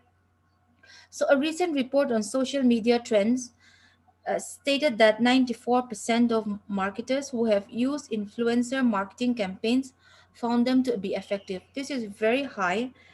uh, and the same article also pointed out that influencer marketing yielded 11 times the ROI of traditional advertising. So, for example, let's say there are two advertising running parallelly, one on TV and one on social media. So, at the same cost, uh, the advertisement that is running on social media is 11 times more profitable than the one that is running on television. So if you are an advertiser, if you are a brand owner, obviously I think the choice is very if it aligns with your brand and if it aligns with your products, I think it is very clear. It is a very clear choice if you look at only from the point of ROI. ROI meaning return on investment, right? So social media influencers are referred to as people who have built a sizable social network of people following them. Additionally, they are viewed as a regard for being a trusted tastemaker in one or several niches. Like I said, any influencer who is famous for a reason, he will be trusted in a particular niche. Right. So if a brand collaborates with them on that particular niche, on that particular, department, uh, that's where the brands as well as the promotion also does very well. Right. A May 2015 study by Schlesinger, Associate for August, shows that 75% of marketers are using influencer marketing. I think this figure would be slightly lower if we look at only, this is a global research, so 75% brands are using globally using influencer marketing. But I think for India probably it will be slightly lower. But again, I think maybe for Mizoram it might be rather on the similar number. So when we talk about recent marketing strategies, so what are the strategies used that has made digital advertising so successful? Number one is permission-based advertising and marketing. So when we say permission-based marketing, if you think of any advertising that you see on, let's say on YouTube, after 5 seconds it gives you a chance to skip. So when you when you are given a chance to skip, you feel that you feel a certain sense of powerfulness or authority, saying that I was given a chance, sorry, you are not forced to sit through the advertisement. So uh, that makes the advertisement more acceptable. For example, if it's an advertisement that you're really interested in, or if it's a product that you really want, you still have the option of sitting through or viewing through the entire advertisement.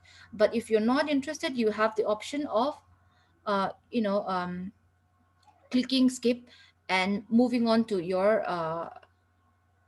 videos. So, but and also now with uh, I don't know what is called YouTube. I think there is a premium, certain premium, which I've sponsored. So when you are given the option of this, then you are no longer exposed to any advertisement. So that option is very important, because if you sit through a TV, you don't have the option of skipping any advertisement.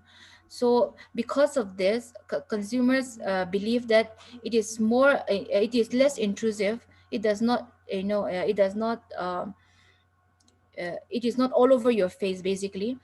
Then customers are also willing to be more acceptable towards the product or the brand, right? So, and if a customer sees one if a customer views the ad, it is because he is interested or he is willing to view through. So it is more of a pull strategy, which makes brands believe that this customer is viewing my ad because he wants to view it, even though he has the option to skip through it. But if he is viewing it, then he is curious about it, and it will attract the attention of the customer. So because of this, customers are more when you compare to traditional advertisement and new digital advertisement, you will see that the acceptance is higher when it comes to digital media, right? Then the second one is higher levels of personalized advertisements. If you look at today, if you look at any newspaper, you will see that let's say there is a car advertisement in the front page, right? So it goes to every single household.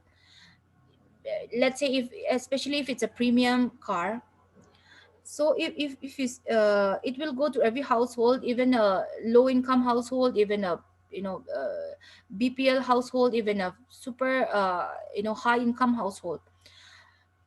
So the advertisement is no longer accurate. It will not be relevant for all.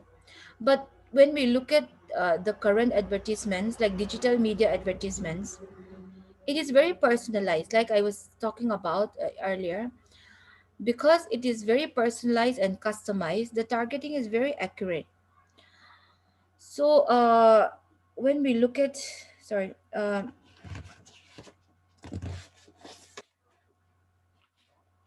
sorry so the next trend is the innovative way in which digital advertising messages are more personalized as well as customized. Advanced ad serving technologies, this is the technology that they call it ad serving technology, they call it ad serve. So this technology helps in profiling database, determining who are more specific and accurate target with localized and more relevant messages. This is very important. For example, today, if you go to your Facebook marketplace, right? If you go to Facebook marketplace, that the first page of products will show you all the products available near you. This is possible using geolocalization. All this, I think it's a little bit advanced in terms of technology, so I will not go too much in depth, and probably I'm not also the right person to. But in the most basic form of speaking, what it does is it tracks where you are located based on, for example, if right now I'm located in Durtlang. So how it does is, even if you don't turn on your GPS, they track where I am located. Mostly when I make my calls, like I will be pinged from the nearest tower, right? So my nearest tower is located in Durtlang, and they will see that, or at home, where when I'm at home, the hours when I'm at home, where am I located. So if I'm located in, let's say, in Durtlang, most of the time they will whenever I look for any ads, they will filter all the let's say today I am looking for a for a cup, right? A cup set or a teacup. let's say I'm looking for a teacup, they look for all the advertisements that are they'll filter through all the advertisements that are available, all the business that are available around me in terms of location wise. This is done through technology called geolocalization. So so they will, so then it becomes more accurate. They will give me people who are selling teacups in Durtlang if available, if not Bongkon. So I can choose. That is the first one. The second thing is AdSurf also uses profiling database. That means that they will look at database. For example, I'm a mother of two toddlers, two babies. So whenever I go, when so there is a this app. I don't know if you know. There's a business called First Cry. So let's say I'm going to I'm looking at diapers in First Cry, right? Or I'm looking at diapers in Google. So they know that I have a toddler, so not just diapers. So the moment I go on social media, I will be exposed to advertisements like baby food, toddler shoes, toddler clothes, or they look at what kind of websites do I most visit. For example, let's say if I go to First Cry, then they will look at they will advertise similar websites like Mother Care or similar uh, similar brands to me. So that is how advertisements are becoming so accurate that it is hardly like I remember one professor when I was attending the seminar in Harvard. Not professor, one advertiser who has come from Australia. He was telling us that if I give any advertisement, I do not miss. If my, for example, if the customer is not interested, then that's a whole other matter.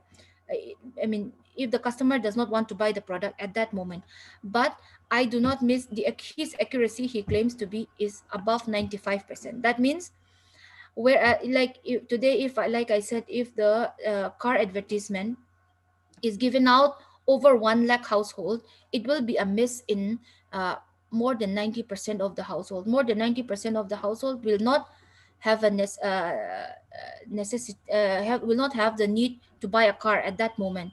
Whereas if a social sorry if that particular agency, for example, if we take that example, if that agency is giving an advertisement to let's say similar number, he's saying that 95% of the customers are customers who are in need of a car. So that is his success level. That is the kind of accuracy we're looking at right now. It's not right now very that accurate in India because we do not have public wi-fi's.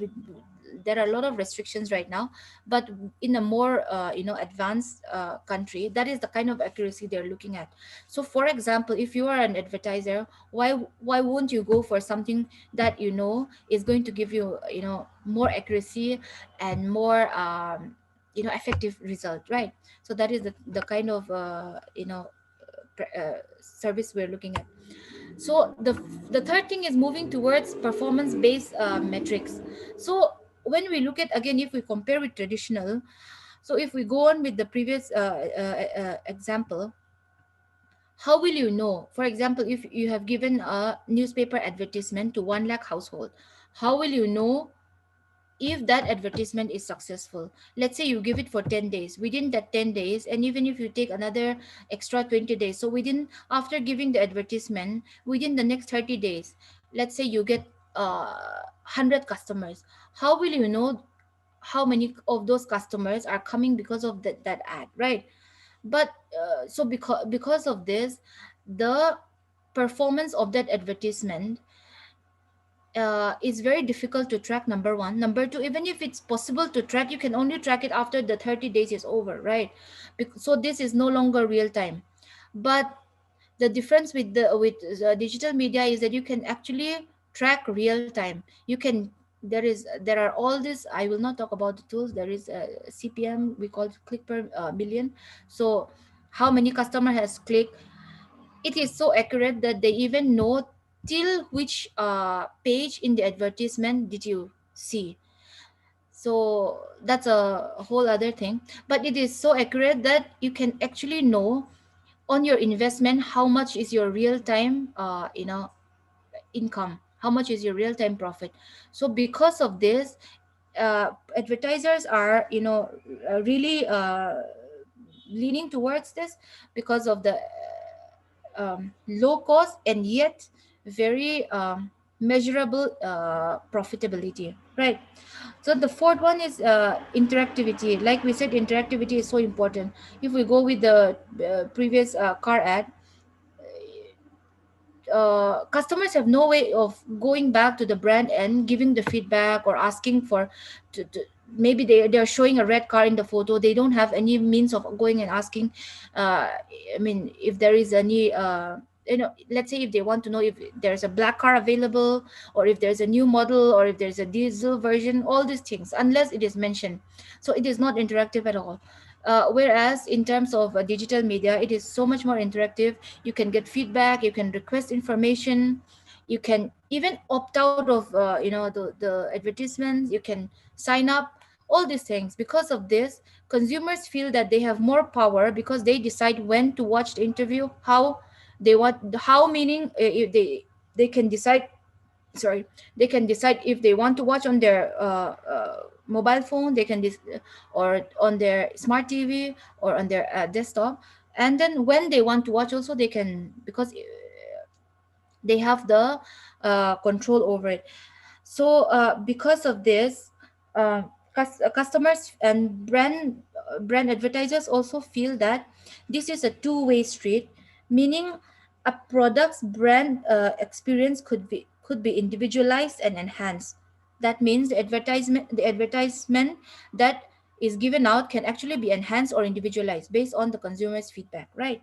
So, and another and the other advantages for customers is that they increase involvement, they enhance brand experience, and they also simplify processes. They simplify purchase process. For example, most of the advertisements that you see on social media will come with a link if you want to buy, right? So if you just click on the link, you put it in your card, and you give your card details or COD, and you buy. So everything is very simple. You don't need to go to the website, you don't need to go and search. So everything is very simple, other rather than traditional advertising, where you actually have to go to the shop, you have to, and they may not even have the details that you want. So all this is becoming very simple. So all this is leading to what we're talking about today: transition of advertising media from traditional to digital platform. Now, I'm not here to talk about the degree in which you know um, the industry has moved, but I am just here to talk about how it has slowly moved. So the degree of the movement or would be very very relevant on the industry.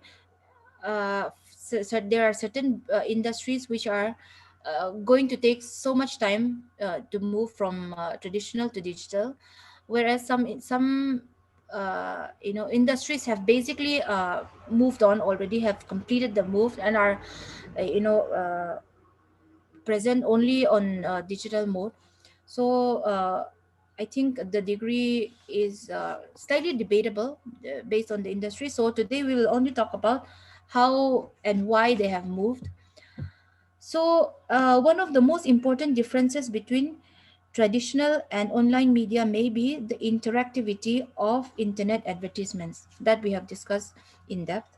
So, what this interactivity implies for the media audience is that it confers them with the ability to choose and respond to a specific advertisement of their liking. You can choose and respond which advertisement you want to respond to, and you can ignore the rest. So digital platform gives you that option, which is why this has been picked up so well compared to traditional mode, right? Then this is especially significant in light of the current shift in advertising strategy, which favors the effectiveness of deriving maximum response with a minimum cost. For an advertiser, it will always come down to what is low cost for me, and which gives the maximum result. So in terms of in looking at that base, it will always be favorable to go for the lowest cost but which give the most efficient result, right? So in this digital age, industries thrive when influential social media users are willing to give recommendations to their peers and followers, acting as unpaid promoters.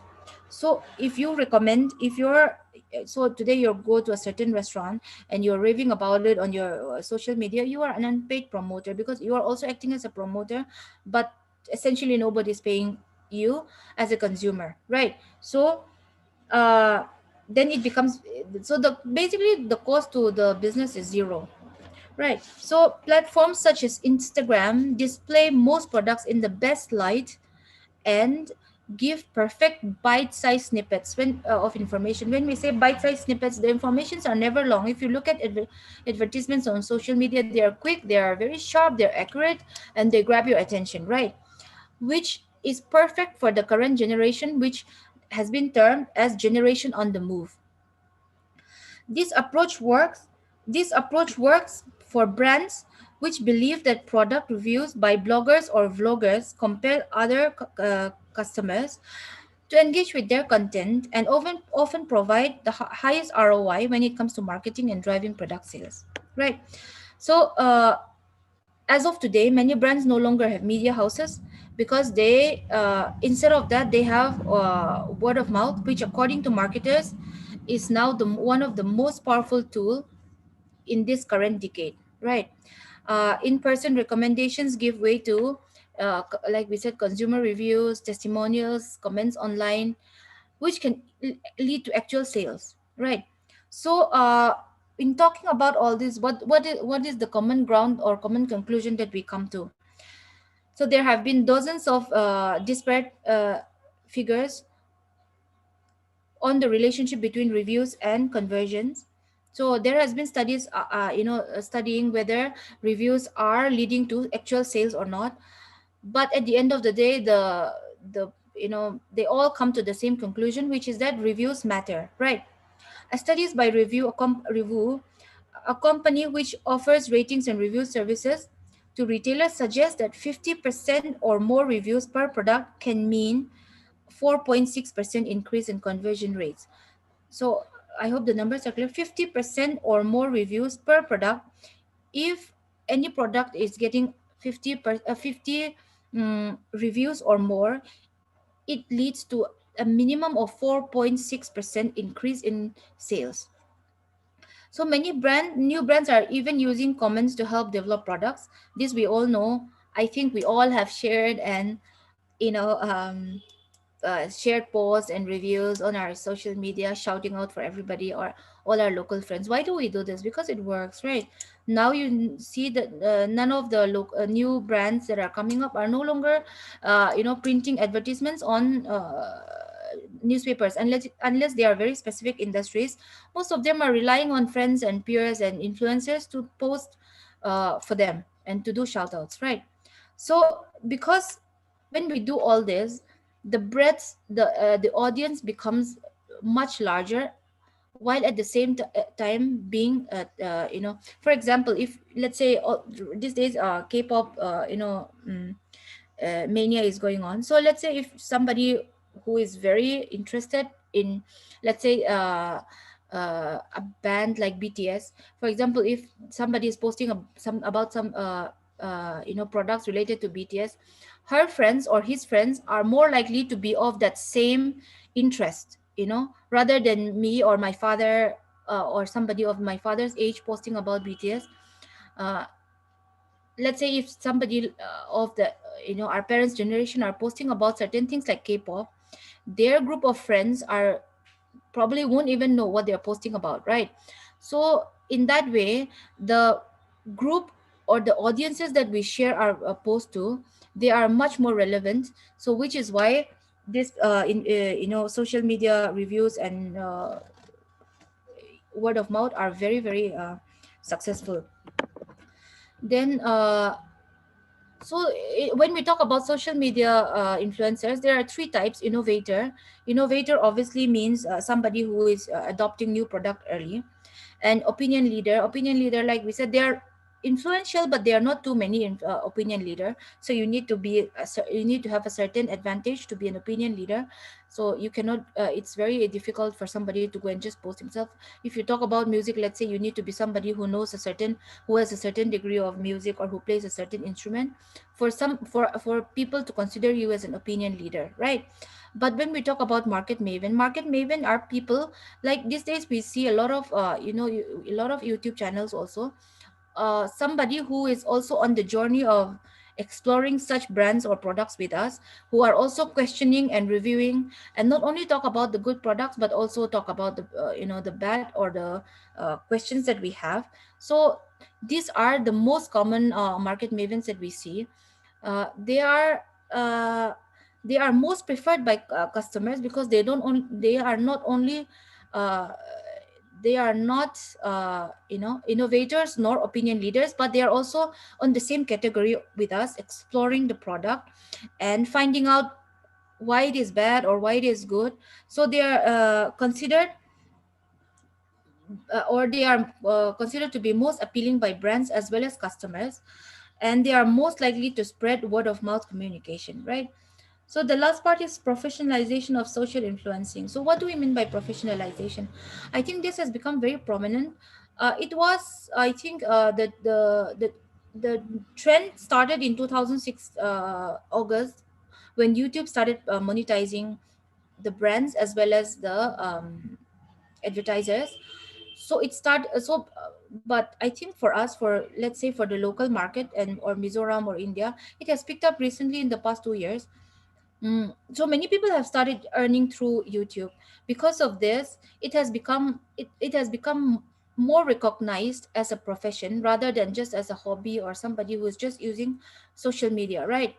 So how it works is, I think we all know, the more views a certain influencer gets, then the more revenue the brand will get. Because of this, the more income she will attract. Because of this, the more appealing she will become to brands. So it's a whole cycle. So there are mostly two ways. One is very prominent, is YouTube platform.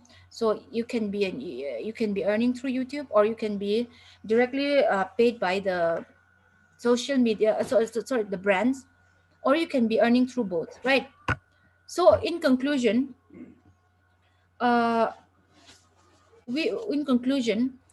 if we look at the study by Seltzer, this is 2013 study, so it is not the most recent study, but I think it is still very relevant. 97% of respondents so there was a survey done to 3000, I think, business houses globally. In those 3000 companies, 97% of those brands are using social media marketing, and 86% agree that social media is important for their business, and 88% were still interested in how to optimize. So 69% of marketing managers were planning to boost their YouTube usage.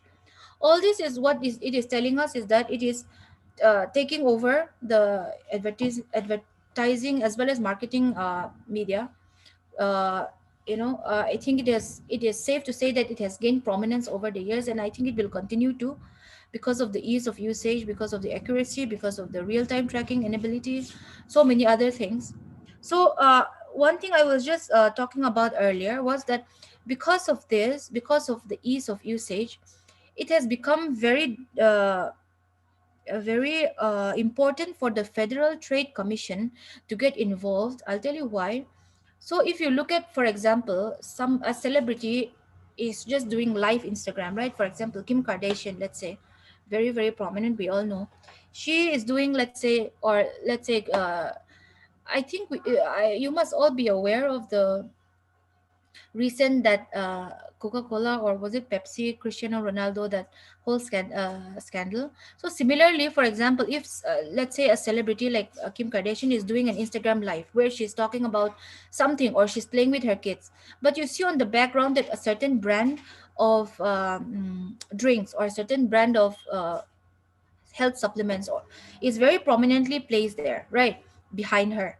So now it is very confusing for brands or even the FTC to know whether she is being paid to place the product there, right?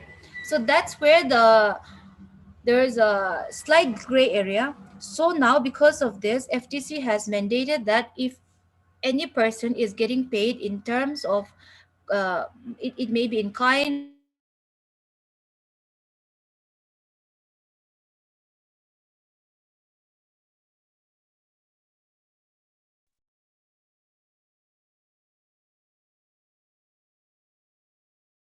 some other yeah, sorry, I think I was muted for a while, so I don't know how much. So I just wanted to add the fact that now every sponsored post needs to be clarified. It needs to be mentioned that this is a sponsored post, because uh, brands were also taking advantage of the fact that customers were more likely to believe whatever is said by influencers. Because of this, in order to draw the line, because of this, when it was taken advantage, it could lead to a lot of misleading of customers and misleading of consumers. And many brands were really taking advantage of this. Because of that, if you see any advertisement that is posted by an influencer or a celebrity, it needs to be highlighted as paid partnership or sponsored or ad. And some people are getting very creative with this also. Some people are writing supplied by, all these things. So unless you mention this, then it is considered an illegal act. So all these new things have come up. These are also very another interesting topic, I would say. So with that, I will conclude my topic. I don't know how influential, I mean, how relevant it would be for the participants. I hope so. And please feel free to ask me any, or clear any doubts. um yeah, thank you so much. Thank you very much, Madam Casey, for your practical and informative lecture. We have learned the importance of digital media advertising, and thank you for enlightening us on the new tools in digital media marketing and the recent marketing strategies. We have some few questions for you in the chat box.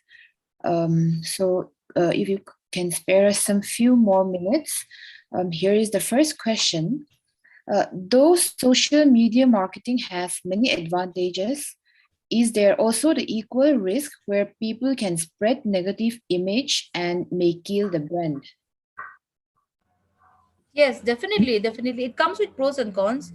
Because it is so easy for brands to gain popularity, it is equally easy for brands. That is why brands have to be completely on toes 24/7. So again, so because of this, what has come up is there are certain agencies who are getting paid. So for example, if I'm a brand like Body Shop, okay, so what they do is, because it is so easy to get negative to get negative reputation.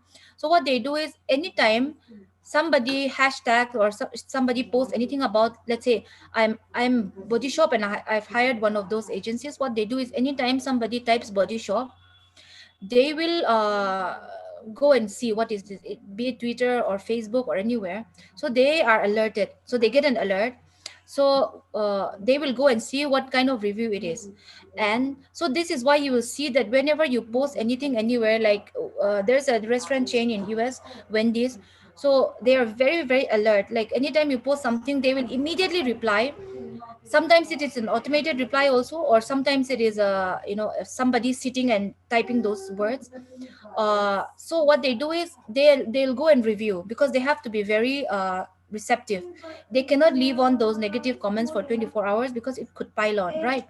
So because of this, they hire certain agencies to track any kind of negative review and see if it can be taken down, or see if it can be addressed.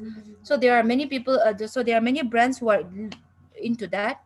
But in saying that, those are just remediative measures. Those do not really um, prevent it happening. So they are just remedies they used to counter those things. But definitely there's so many disadvantages that come with it as well. Ma'am, may I share something on that particular?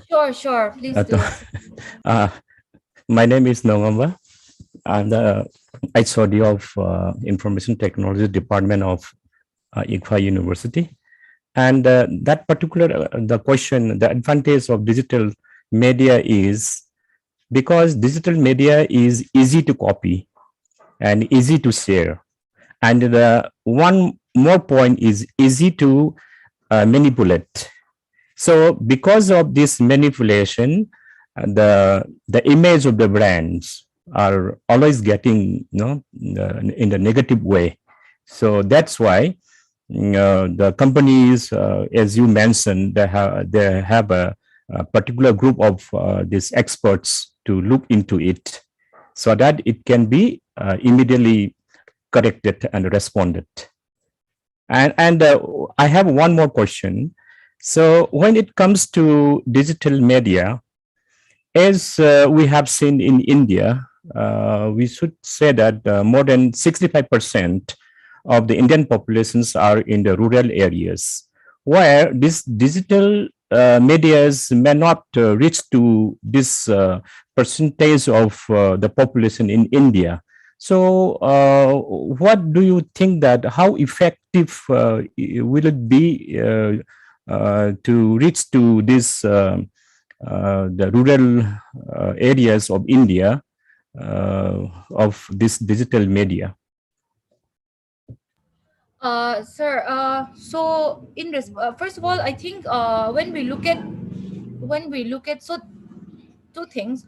One, which is like you said, the rural penetration is not as high as urban, which is why in India, very strange trend if you compare to other developed countries is that when other developed countries, Instagram as a brand is considered to be 10%, 10 times more engaging than Facebook. Whereas in India, because rural penetration is more, using more of Facebook, very much more rather than Instagram. So that trend is reversed. So in India, brands are engaging 10 times more on Facebook, especially uh, you know uh, in the lower and middle income household, right?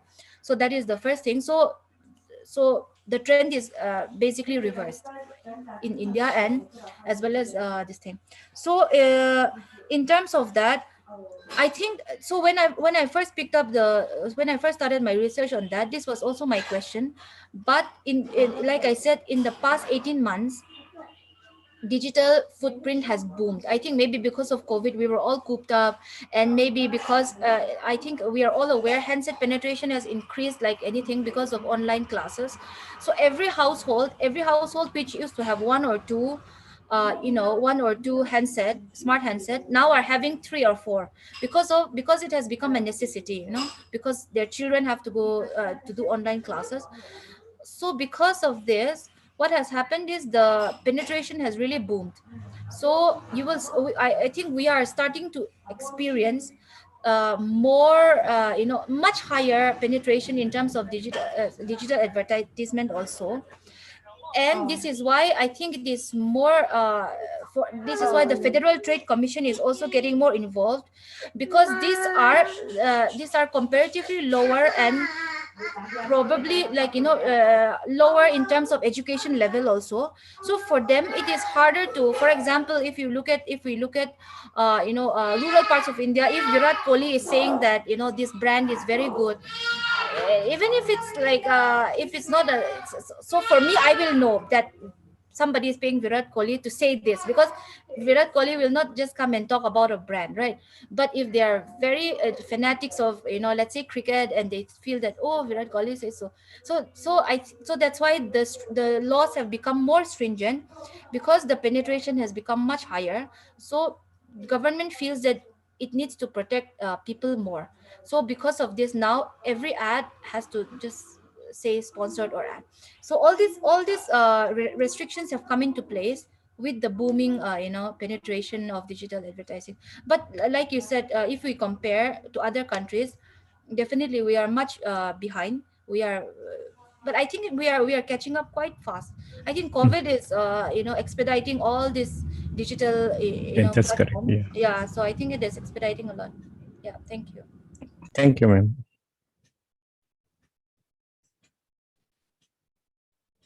Um,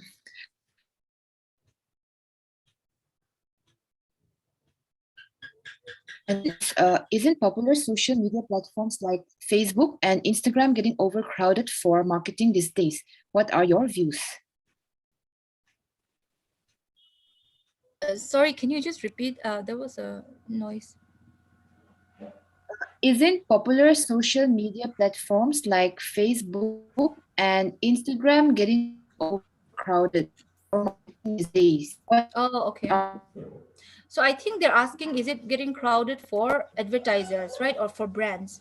So why? So definitely it is getting more crowded, but why it is still acceptable is, like I said, this is very accurate form of advertising, right? So what is advertised to you may not be advertised to me. So I think if a brand feels that their potential customers are using this platform, there is always room, because of the accuracy, and because they are not just targeting everybody. For example, right now, let's say we are all sitting in Mizoram, let's say all of us. So the advertisements we get will be still be very different. If we're all sitting in Durtlang, Aizol, or even in the same household, the advertisement we get are very, very different. So because of this, there is always, because, but like I said, in that, the brands, it is the brands who are doing the targeting. It is not Facebook who is doing the targeting for you. So just a little bit today, if I want to advertise, let's say, baby food, I am the one filtering out where I want to advertise. Facebook is not doing that for me. So if you are doing, if you are good, if you have done your research well, if you know where to advertise, if you know your target markets, then I don't think it is crowded at all. But if you are just giving it out to anybody, like if you just let's say, if you're just targeting anybody above 30 years of age, or all female male population, then maybe, yeah, it will get crowded. You will get a lot of people flagging your ads. But if you target the right people, if you're very good at your targeting, then I think I don't think it will get crowded, as we say. So I think it's all about knowing where to target and whom to target and when to target. Thank you very much, Madam Casey, for your valuable time and for sharing such enlightening information. So the session with Madam Casey ends now. Thank Before, you, thank you. yeah, I would like to inform all the participants that a feedback form will be available later, like towards the end of the session. So I have not shared the feedback form yet, and I would like to request you to fill up that form so that we can issue your e-certificates. Our next presenter is Dr. N. Rohin Mete, Associate Professor at the State Institute of Advanced Studies in Teacher Education, Haryana. He earned his PhD in Education from Utkal University, Bhubaneswar, and MEd from Regional Institute of Education, Bhubaneswar. He has more than 15 years of experience in teaching, including 3 years at Regional Institute of Education, NCERT, Bhopal, and State Institute of Advanced Studies in Teacher Education, Haryana. His topic for today's lecture is virtual reality, possibilities and challenges in making education a sustainable model. Over to you, sir. Very good afternoon. Am I audible? Yes, sir, you're audible. Okay. So after a long, beautiful sessions, now my turn. I hope everyone have a cup of coffee in between, no problem, while listening to me. And I do not know the diversity of the participant. I hope all are from a different, the background, and I'll try to, cope with the diversity. And among from the education background, our highly respected Vadira sir, he himself is here. I'm just like a child in front of him. He is highly experienced person, so I'll try as a learner. Namaste, Vadira sir. And after the end of my session,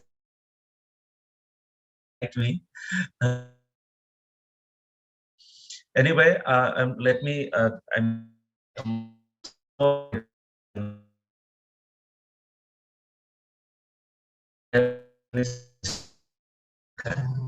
So share my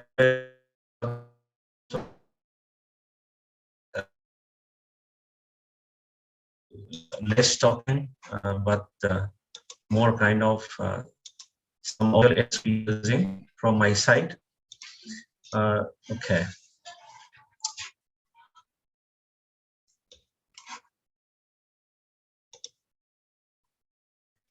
There's a connectivity problem, it seems. Is it still there? Yeah, a little bit. Now it's okay. Yeah, I can continue now. Okay.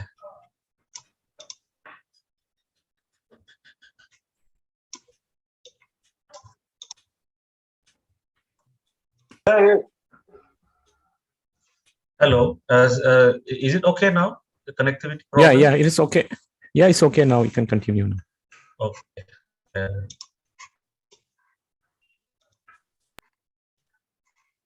Okay. So this slide preparation from the beginning.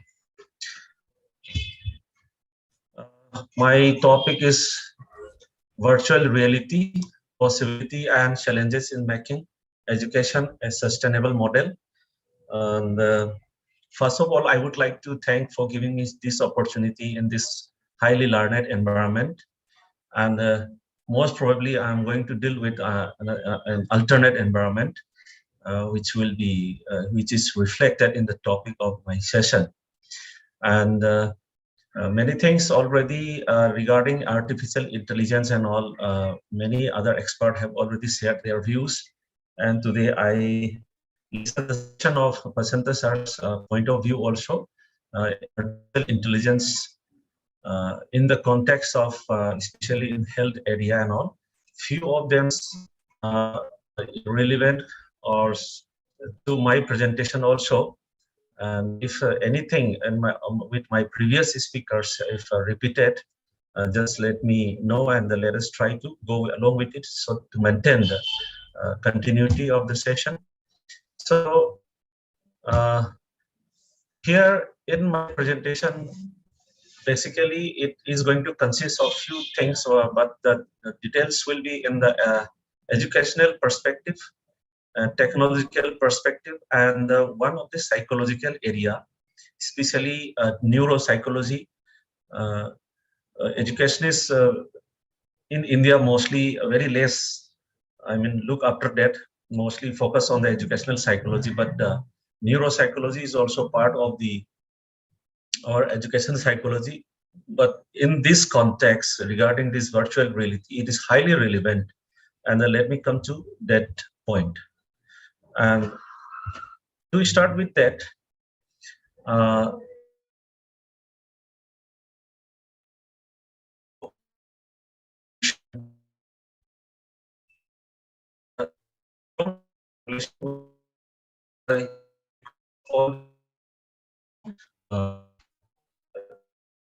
think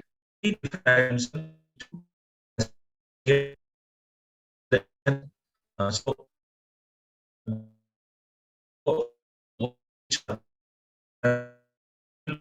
in educational perspective.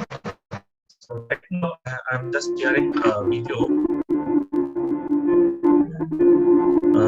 Sound is coming? No, it's yes.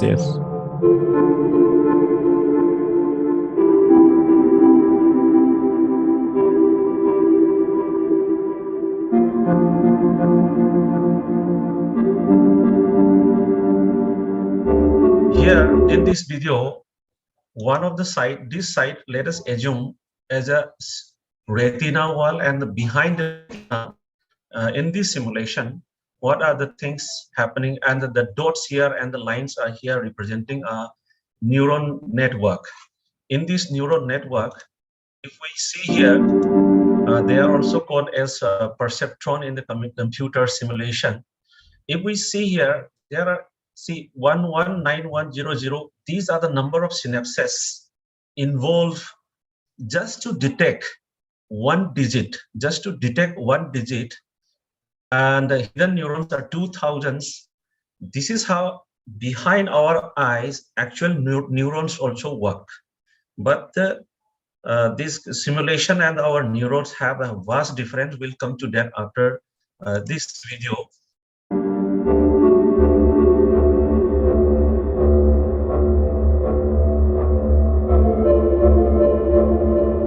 It's one of the model like that.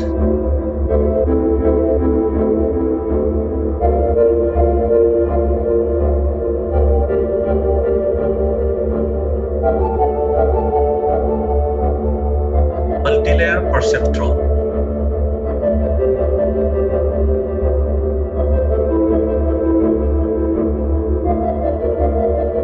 And this is the most common, agreed by the medical researchers. This multi-layer perceptron processing inside the brain. If any image fall into our eyes, that is in retina, behind that sensory neurons are there which carry the messages inside and deal with the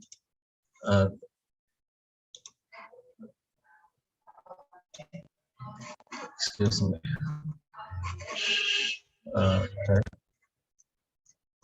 that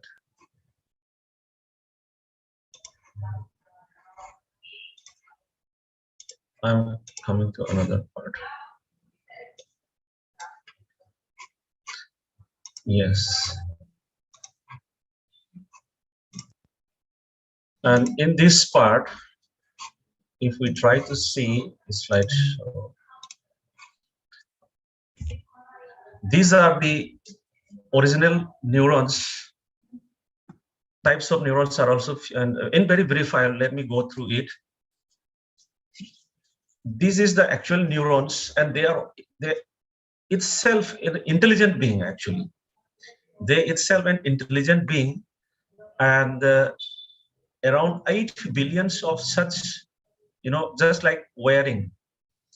Every wire have its own intelligence, and such intelligent wires, around 8 billion wires are inside our head and working inside our brain. It is only about inside the brain, and these things are required to understand what we are going to discuss in virtual reality also. This is some images about brain, and every different part of the brains work differently, where one of the most important out of all the sensory organs, eye is considered as the most a dominant sensory organs.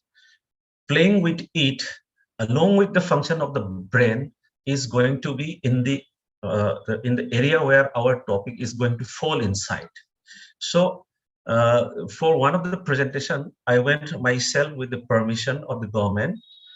Live, I mean, after the post-mortem, many sample brains are the original brains, and by dissecting that and understanding the brain, other things, this and that, it was an amazing experience to understand. We study these things also in the educational psychology, where how learning happens in the cognitive psychology. This is very important.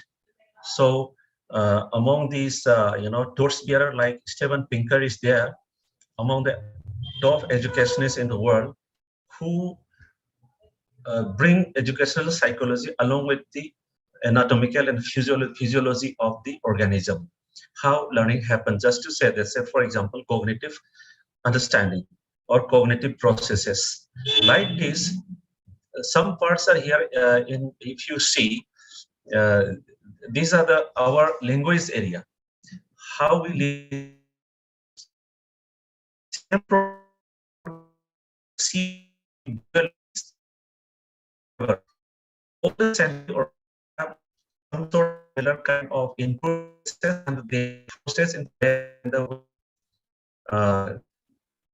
hello, internet is okay? Yes, Dr. Rohan. Hello. Okay. Yeah, just carry on. We can hear you. Please check your internet connectivity. Maybe it's a bit slow on your side, it seems. Okay. So like that, just to identify one digit in the brain, whatever the perception we receive are processed in such a way in a very fast, extremely fast manner, and finally as an output we express either in the form of language or bodily expression. So such studies in the neural networks in the brain are actually studied properly, and the mimicking that biological process into a computer process, and they try to understand the phenomena and create another environment where we can use as an alternate source of environment. As rightly Vadira sir said, that biotechnology is going to be a boom like that. So bioengineering is already part of the biotechnology. So how many neurons at the first level, at the retina level, process and detected two, but from the perception of the educational line, why we are saying two is a cultural context. Our previous generation, if there is any spark in the brain, like this kind of shape, it should be called two in English. It is a cultural input. Otherwise, this kind of spark in the brain, we may not know this is called two. Just like during the babyhood, at the childhood, when the child started learning language, whatever the input coming through their eyes, their ears, their nose, those inputs bring messages, electrochemical energy, rotation of electrochemical energy takes place, and they create a spark inside the neurons of the brain. And those particular reaction, if expressed or if it is there, so our surrounding, that means our culture, give a particular language of that. That's how learning is again connected to culture. So learning is a cultural domain. So mathematical simulation is there to calculate all these serious type of functions of the neural networks in the brain. What we normally see in the retina, okay, in our retina,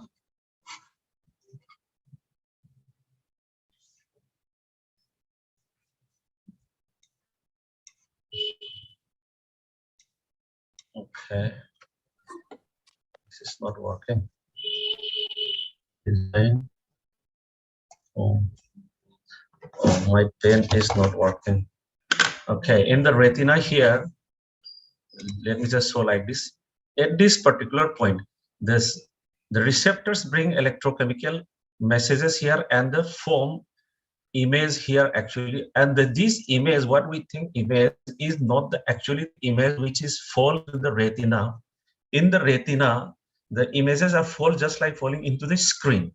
Though it is inverted because of the property of the light, the same inverted image is converted into electrochemical messages and bring to the back side of the brain, which is known as the visual cortex of the brain.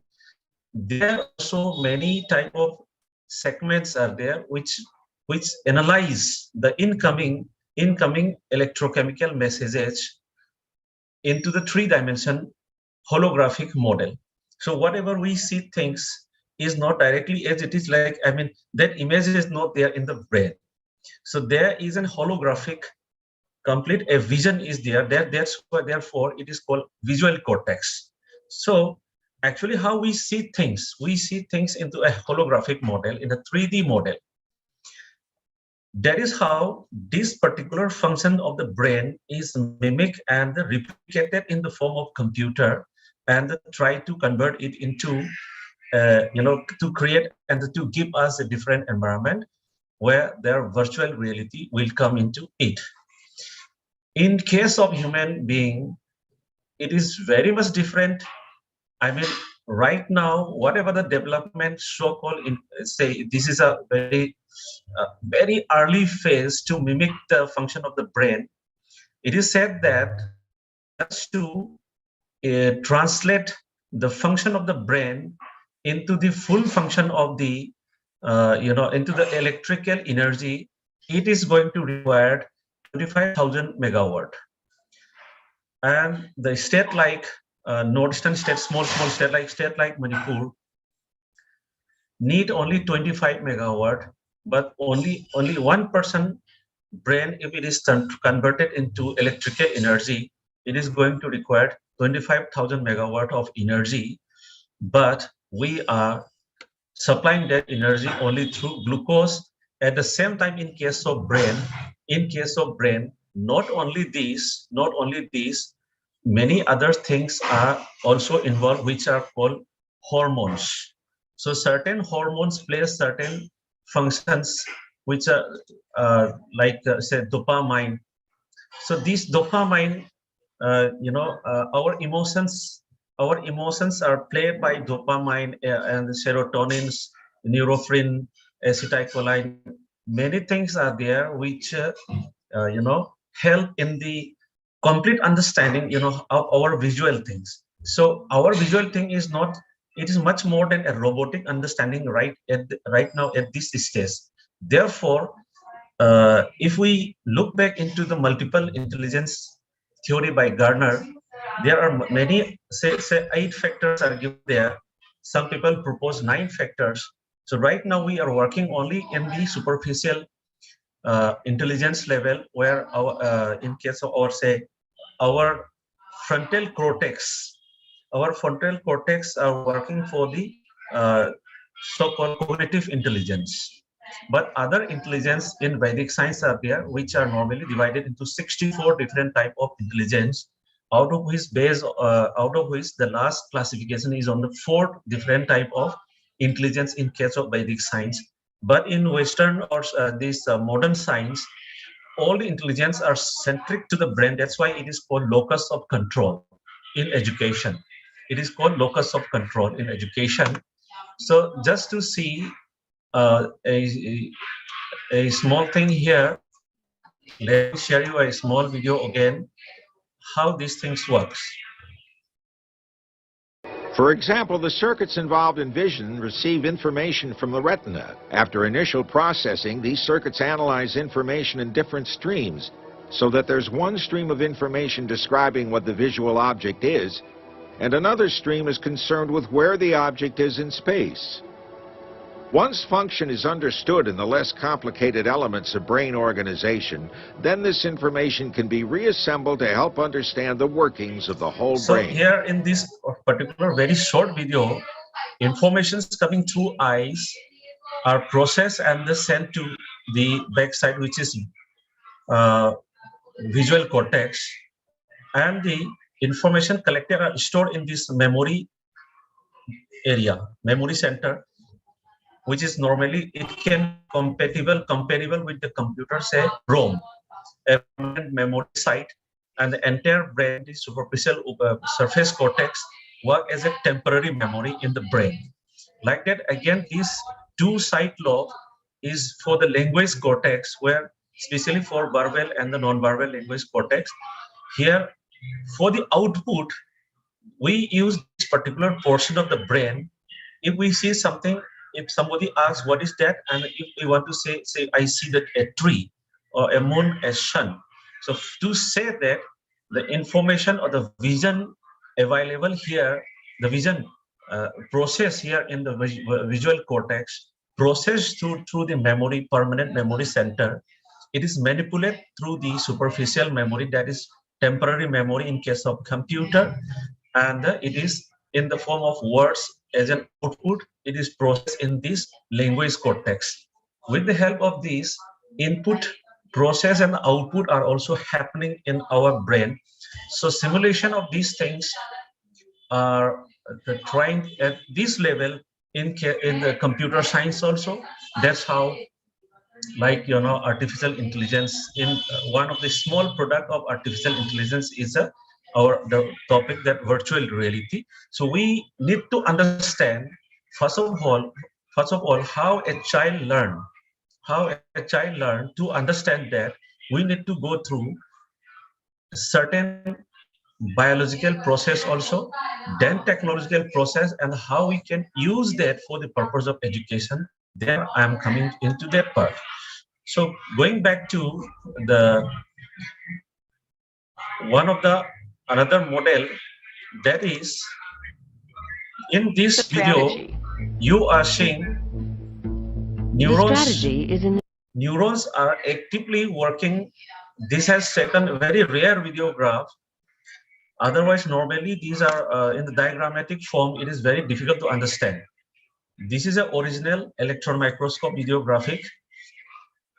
In this, neurons are in continuous movement. Their axons are continuous movement to connect. If at the time of language learning, these branches of neurons, so certain language, certain sounds, if you do not hear repeatedly, automatically that become just like that. But the active sounds will become uh, a neuron during the developmental part, they will connect it and the message sharing will happen. And after sharing those messages through connection of the neurons, that will be transported to the brain memory center. And again, when the new data comes, that will be processed.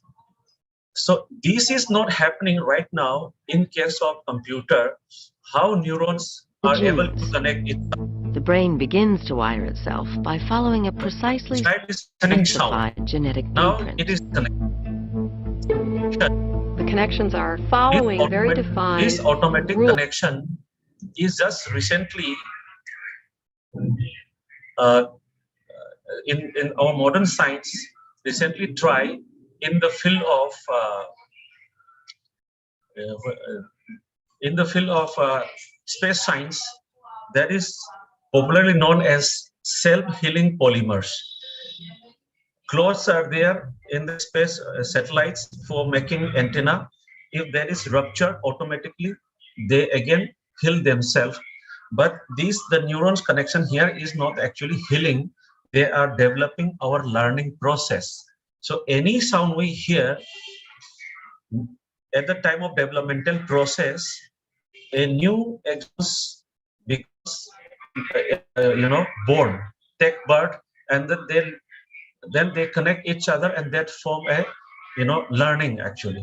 That's how brain is so important in modern science, cognitive science.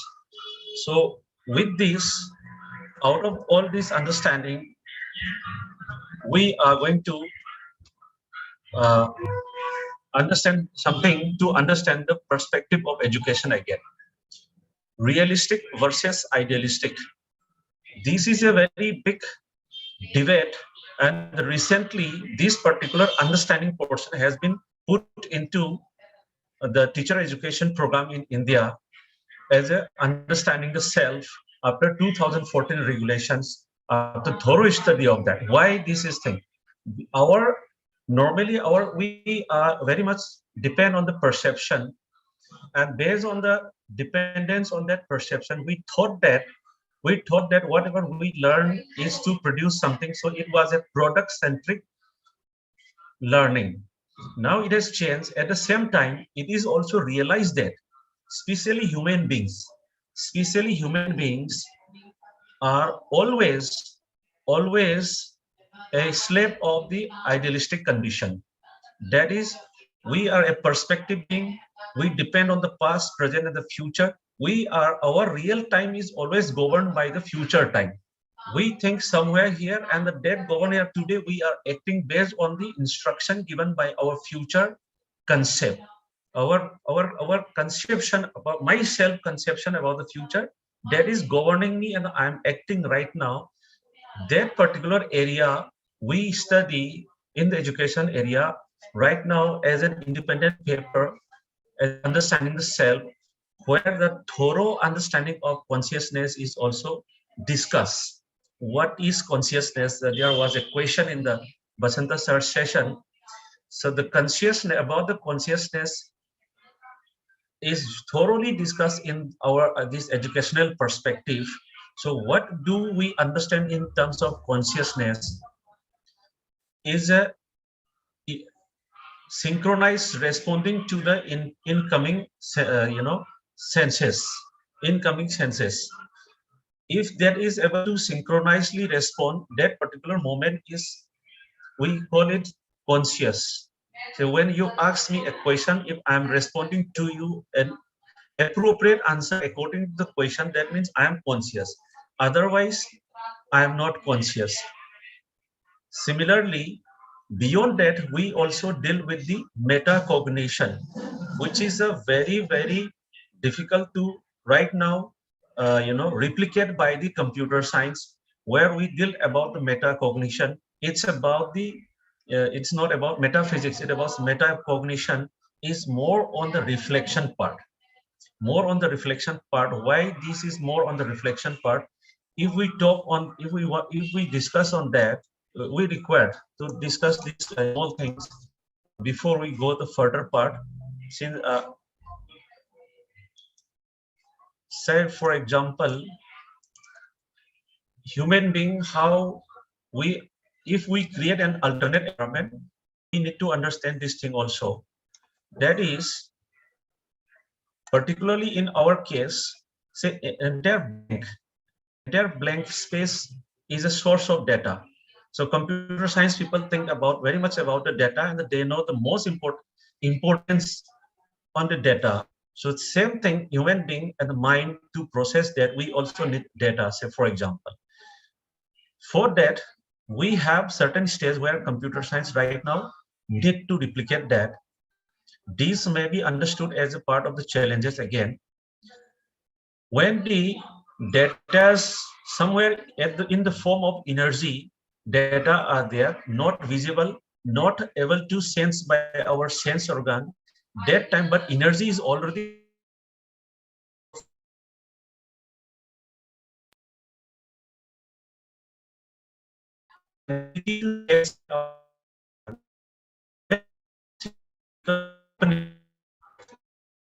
becomes, we feel something. Intuitive learning. We feel something but do not know. So why we say we do not have a cultural context of this part? We do not have a language. There is a feeling. Until then, we do not have a language. We feel. That part is intuitive learning. Once this is concretized,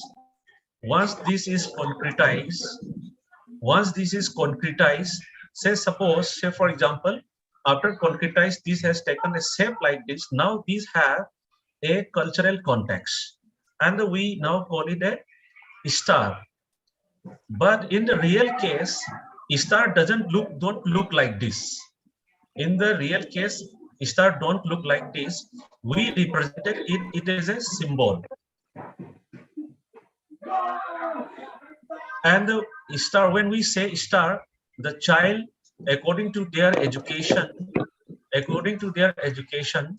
that's whenever we say child understand this is, but the real star is not like this.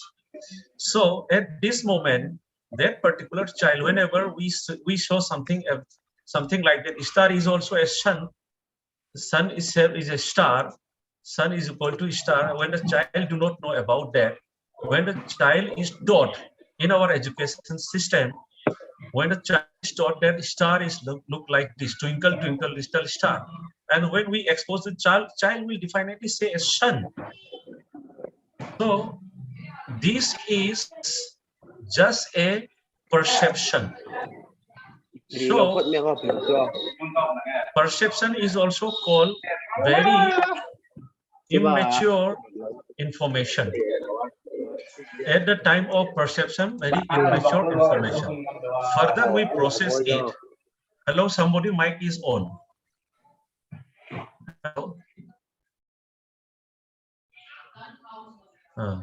So after we concretize, we especially from here, we are different beings as a human beings. Human beings say we reflective learning. This particular part is not able to give a mimic or by the computer science world, this particular reflective part where in the different time zone, past, present, and future, past, present, and the future are together analyzed, and another thought process that is just like compounding thinking. Thought process is a compounding of thinking. It takes past means a certain memories. When we say certain memories, our cultural inputs are there, our individual inputs are, many other experiential inputs are there. So that becomes a part, and when any new information comes, this process required, and it happens that time a new form of compound is formed or compounding thinking, that a thought process that is unique in case of human being. Right now, whatever we have been trying, we are not able to achieve. To achieve this, lots of time are going to again take place. And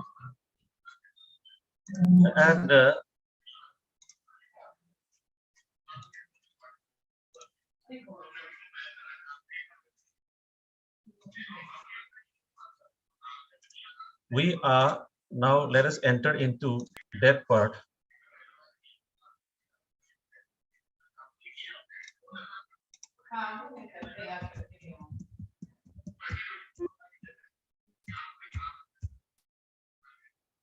This one. For decades, people have been finding hundreds of flaws in the education system. No conceptual understanding, no creativity, children are stressed, and the list goes on. All these are symptoms. But what is the root cause to all this? What is the fundamental flaw in the education system? Let us play a rapid-fire game. You have 1 second to answer every question. Let's start. First question. A for? Okay, no more questions. Did you think apple first? 98% of people are most likely to think so. Because that was what we were told in our kindergarten. Imagine that this was done differently. Say we had asked you for all the words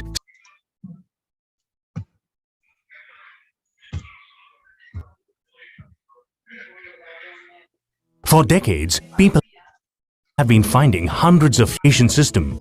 98% of people are most likely to think so.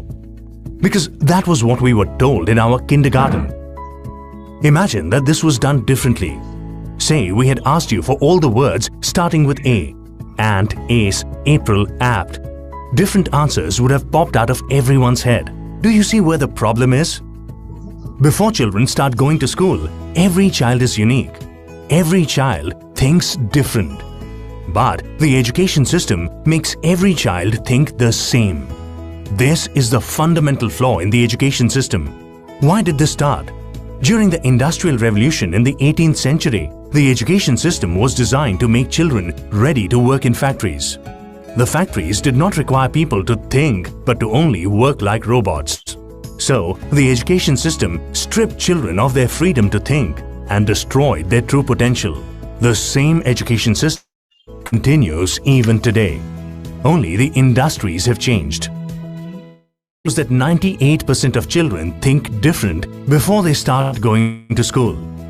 As they go through this education system, at 25 years of age, only 2% think different and 98% think the same. So how does the education system make every child the same? Let's go back to the apple example. Kindergarten lessons told us that A is for apple. We asked you for words that start with A. Our education system gave us the answers. We asked you a question. Answers make you the same. Questions make you different. Right from kindergarten, the education system keeps giving answers. Instead of asking children how plants make food, the science teacher gives you the definition of photosynthesis. Instead of asking them to describe the sun, The teacher tells them that the sun is a ball of fire at the center of the solar system. Through their years in school, children lose the capability to think on their own. Whether it is their choice of career or their relationship or any situation in life, they become dependent on others for answers. They completely lose their true nature, and their extraordinary potential remains unrealized. Now, we face a million problems in the world for which... So, I think from this video, I'm going to sink this into our topic. Okay, just keep it, because it is required to understand from the perspective of education. So a new technology has evolved. We may say that how technology is trying to give a different kind of freedom to the child not to become a robot. For that, just having technological facility is not enough. We need to understand how we give real environment for the children. Yeah, this is going to be noted as a part of the challenges. That's what I try to express, that in between all these things, integrally, certain challenges and the opportunities will go in hand. So at the time of industrial revolution, that has happened in India, normally popularly known as a Macaulay's educational policy has completely, the real growth expected among the child of the nation have been destroyed by following the Macaulay's education.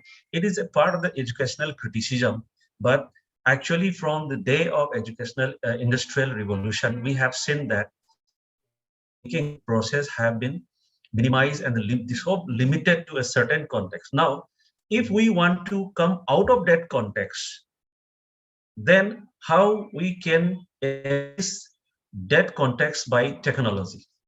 So out of all those technology, few technology in the main theme area of this webinar, that is artificial intelligence. So one of the very beautiful kit of artificial intelligence in combining with the thinking ability of human efforts. Human efforts, we are now going to look into the real area, that is augmented reality, virtual reality, and the mixed reality. Please let us not confuse with the virtual university, which was established in Tamil Nadu for the first time. Until now in India, any course is not recognized by UGC. Fully online class is not any course. Any course fully online, say, tried by virtual university in Tamil Nadu, not recognized by UGC till today. In future, since the digital India concept is moving so fast, it may be approved in future. But right now, for the first time in India, a virtual university was tried by Tamil Nadu, which is right now in the effort to make it really successful. But until now, it is a part of the struggle. That virtual university is not the concept here. We are going to do that because virtual reality is actually to provide an environment to the child in the context of education. If we are not able to really provide that environment, appropriate environment, then we at least can provide the environment to the child, a learning environment. So nowadays, many programmers are also working on the learning management system and all, but virtual reality, augmented reality, mixed reality, they have to be built together. They are not very much different from each other. So let us go further. Particularly for Ivan Sutherland is the first person who came up with the idea of augmented reality, and every day we are using augmented reality, especially young children who are very much fluent with the mobiles. They are using augmented reality at the high end. Many Bollywoods are using, Hollywood movies are using as an effect about the augmented reality. I have a small clip on that.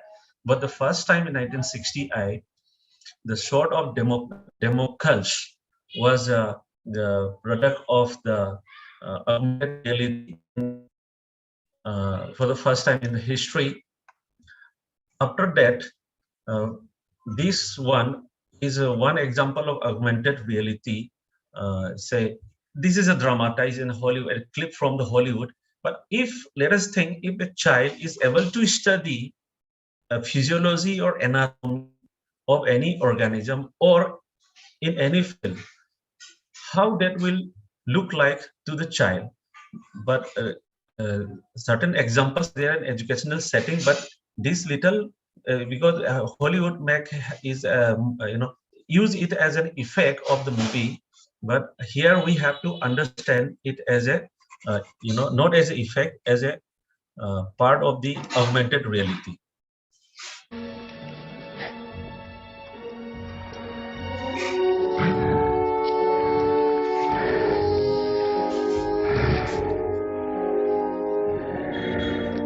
Injection occurred at 08:47.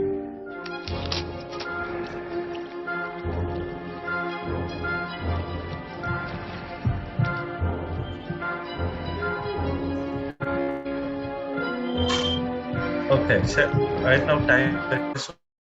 So in injection has been injected and the child in the virtual one, the real presence and the virtual one, and the child is experimenting this experiment on a living organism which is created by computer virtually.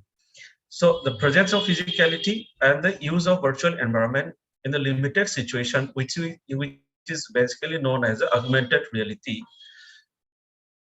If any learner do such things, provide such environment in the real case. If the child want to learn about the physiology, earlier in our time, school time, we dissected frogs many a times. Now, dissection of the real living organisms are banned. Therefore, simulated dissections, program dissections of virtual lab cultures are there.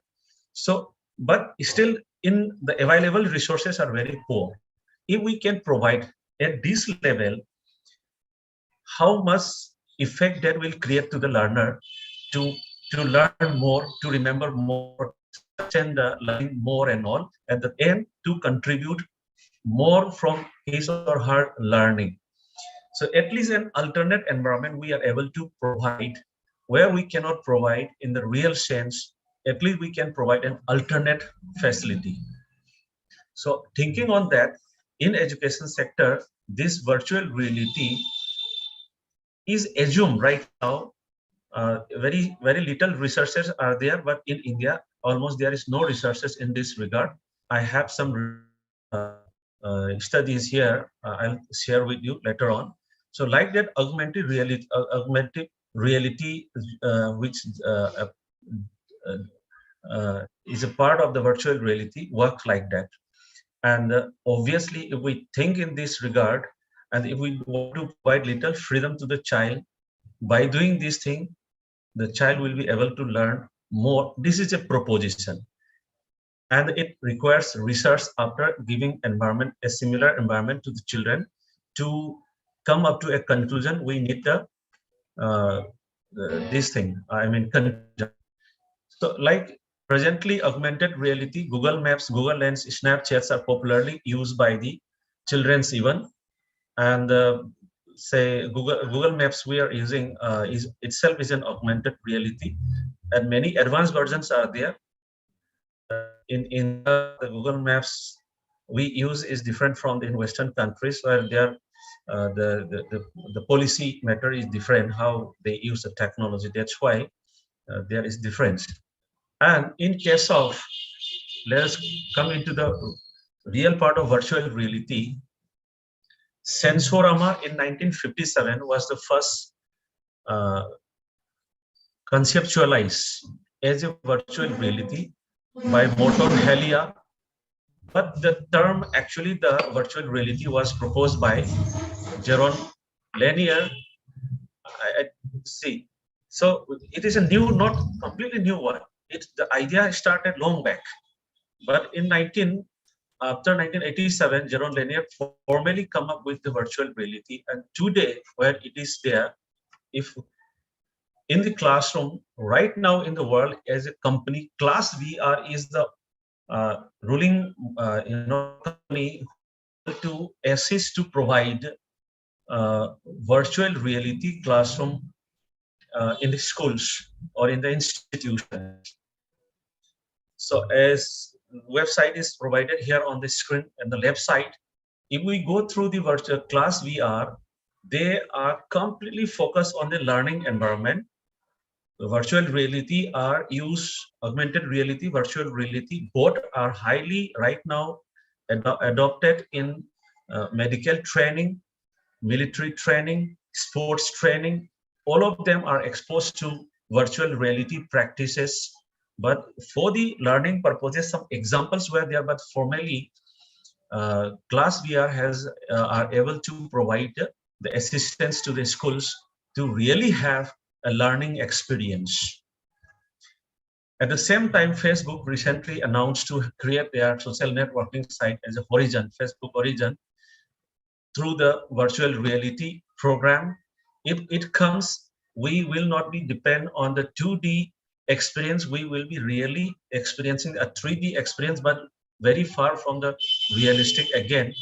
And by the time it will grow, here, this is the person, the latest version in the technological foundation of the evolution of this virtual reality, the latest virtual reality. And here in the photograph, you are seeing Alex Kipman is very popular in this regard. He works for the NASA in collaboration with the Microsoft. Especially they are right now focus for the space study. So they have simulated the, say for example, Martian soil and studied on the Earth.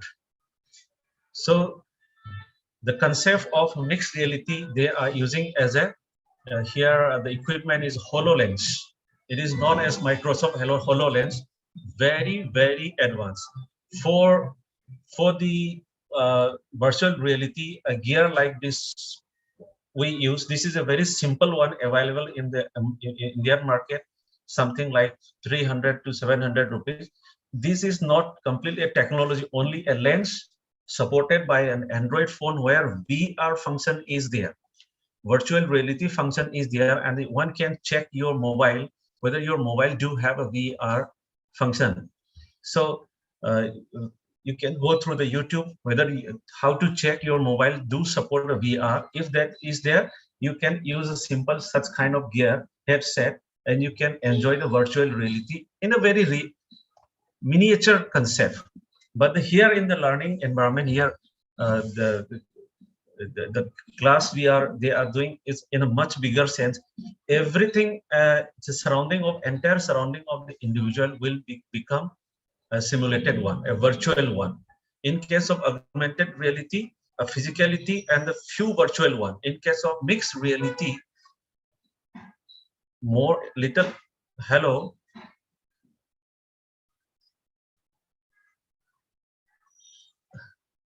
Hello.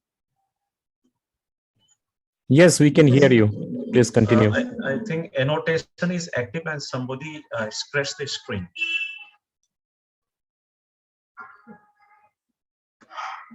So this is the first most advanced version, but the problem, the challenges is that this kind of headset right now you see here, this is not the just headgear that I have just shown you.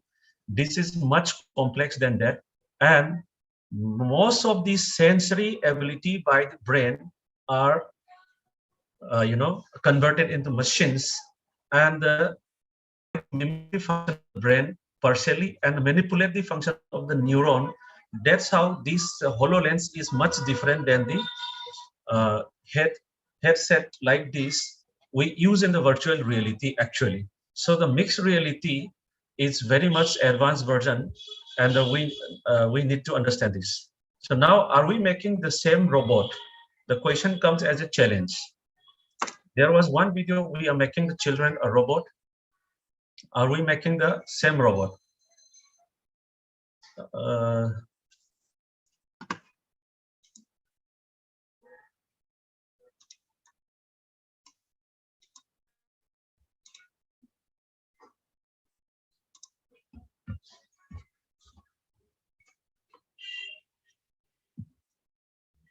need for retrospection. Here I will consider two persons, that is Marvin Harris theory and Born-Verwerner. These two are very much relevant with this topic to bring into education line. Marvin Harris is a philosopher who contributed with a theory called cultural materialism. So even though, according to him and the Born-Verwerner, if we look back, try to understand their theory, Marvin Harris particularly brought first time a most critical theory on the sustainability also.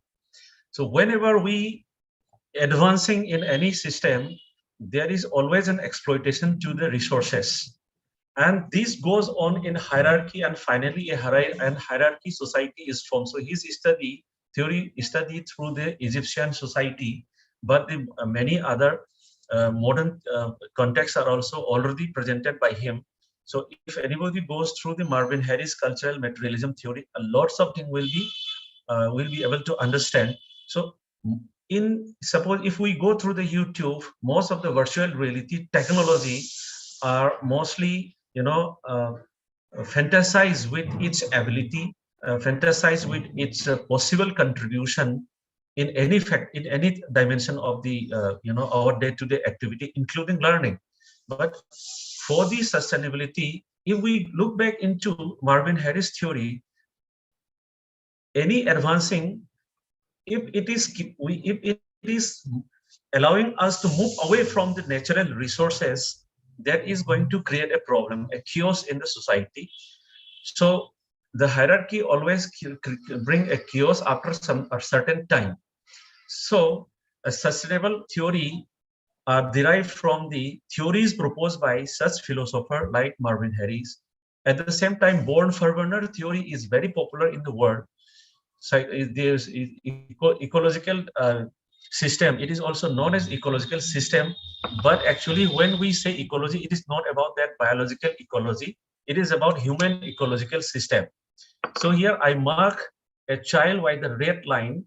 This is the proposal he has given based on the researches done in the USA as a techno system. Until today, we know that the basic need of life, we say that roti, kapra, makan, like food, cloth, and home. But Born-Verwerner theory proposed that the time has come that basic need of life, we are going to change the definition. Not only that three, like food, cloth, and home. Beyond that, a technology is going to become necessary as a basic need in our society. So how much technology has integrated in our day-to-day behavior, in thinking process, everything. If one day there is no internet, we feel very much empty. Without calculator, we are not able to calculate while going to vegetable market even. So like that, such theories are required to understand here, to understand the to bring all this technology into education system. So one of the naturalists, very popular naturalists of India, propose a sustainable model, and he make a video in a rural area, very remote rural area. If we have time, we can see. No, time is not there. So we are moving away from this video graph. I think little.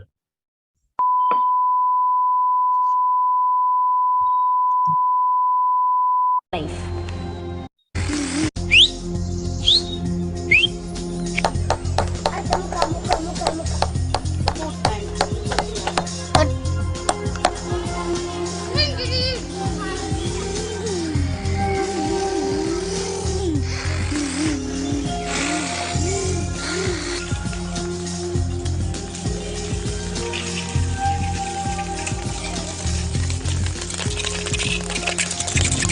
Continue reading also on the screen.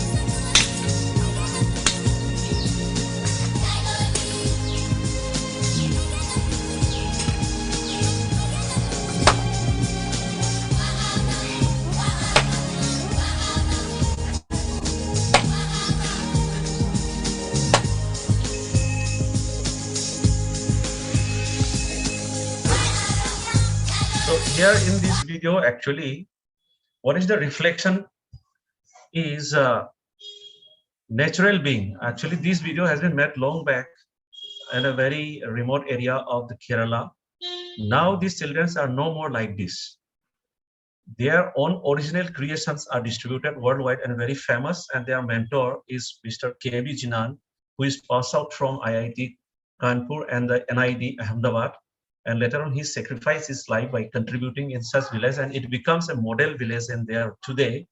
As a naturalist, he think that we cannot substitute, never do we think maybe huge technological evolutions, revolutions may come up, but it should be only assistance. It cannot replace the ability of the nature or natural input. So he think that nature is the best curriculum. So it is a proposal.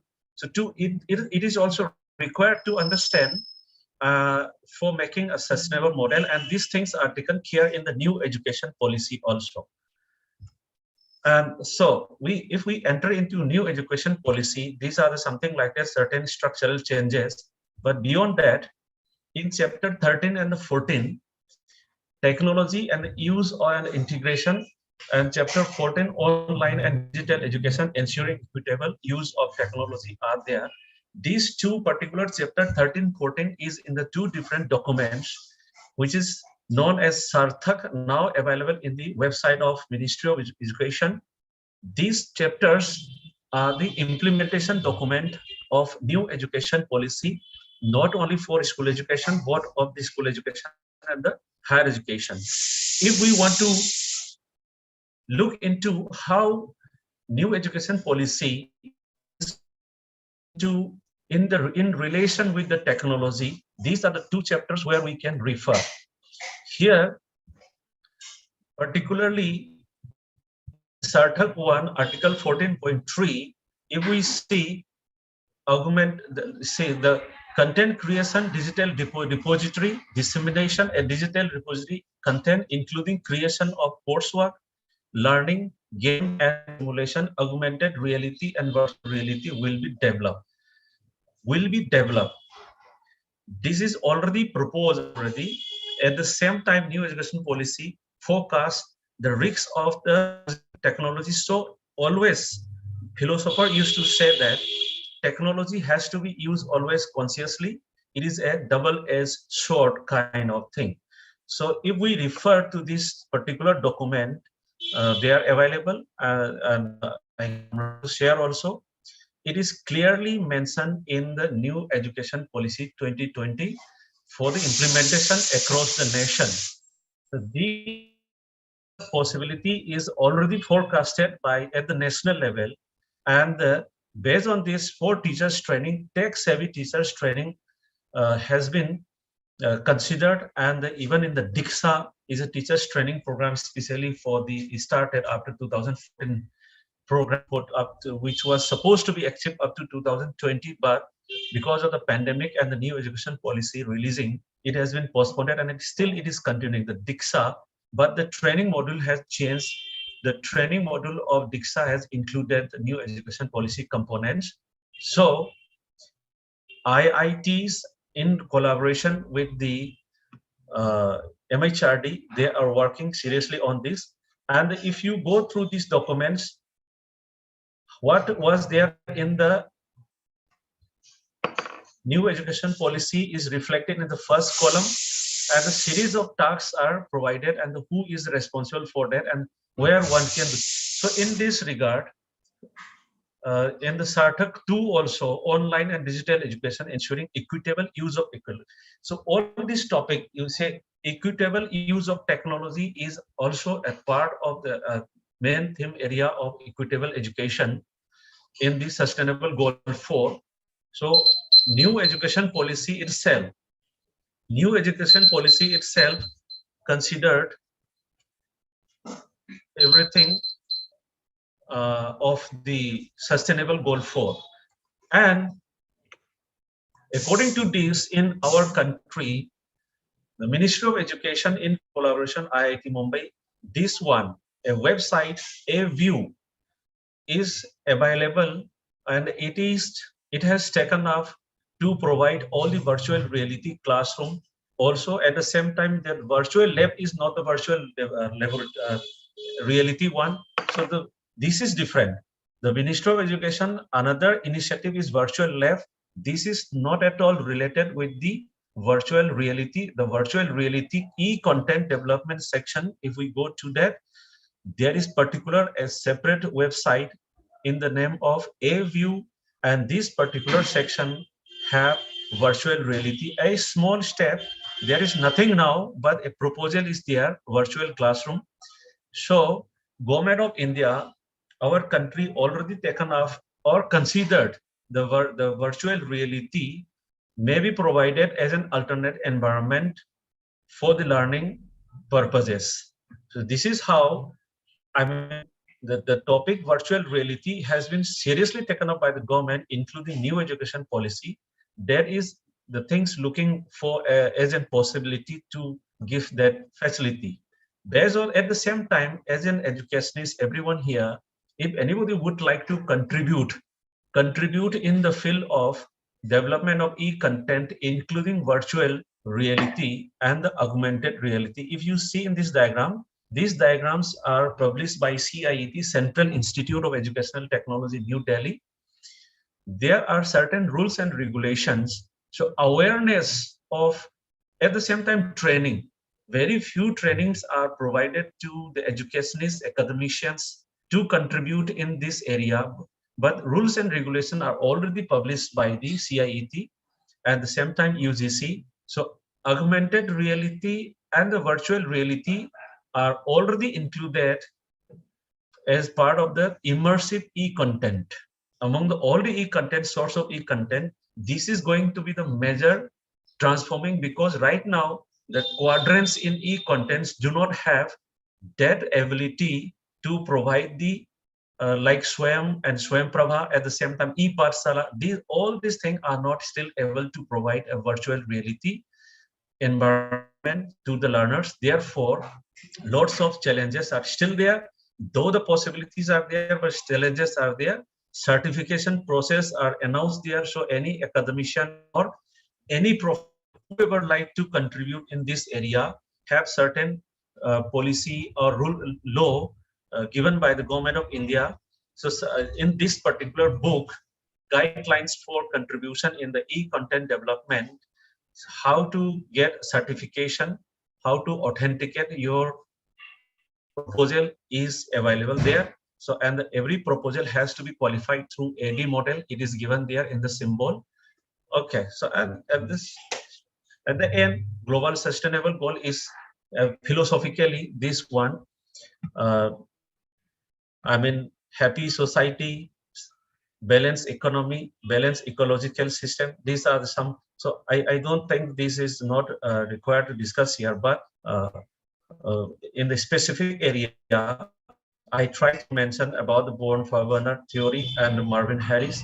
At the same time, there are two videographs, one from the Industrial Revolution, now proposed by the naturalist, who is already taken care in the new education policy, ethnic knowledge.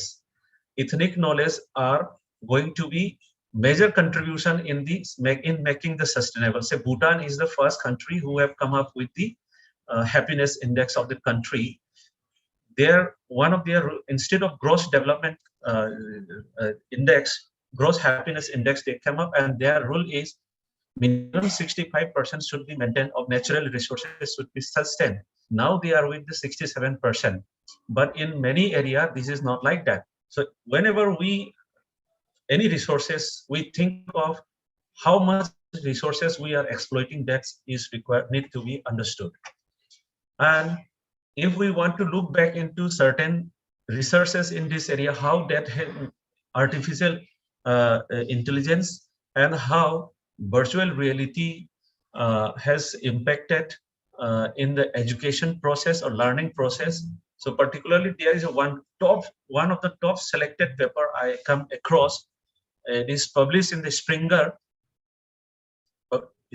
publication, Immersive Virtual Reality as a Pedagogical Tool in Education, as Systematic Literature Review, Quantitative Learning Outcomes, and the Experimental Design. in this particular, why this particular paper I brought here, to do this particular paper, they have shortlisted this 12,000 paper in the same area. Out of that, screening for the plagiarism and all, 9,000, then another screening, 197, finally at the 29 researches they have referred. So in this, we can say that in this 12,000 research paper, what was the finding? How virtual reality impacted the learning process was, except few complex process, like say for example in case of biology, it's very difficult to teach DNA replication. It's very difficult to teach with the teaching aids. We may show some videograph that is 2D, still less effective. So many experiment has been done in this research by exposing to the virtual reality classroom, and some students in the normal classroom, that is experimental, and some students are exposed to quasi-experimental situations. After that, the finding is that in case of complex conceptual learning, virtual reality has given 40% better outcome than the normal classroom. But it is not much helpful for the simple concepts. Because for the simple concepts, real environment has given more outcome than the normal virtual reality classroom. Like this, these are certain references for this paper, and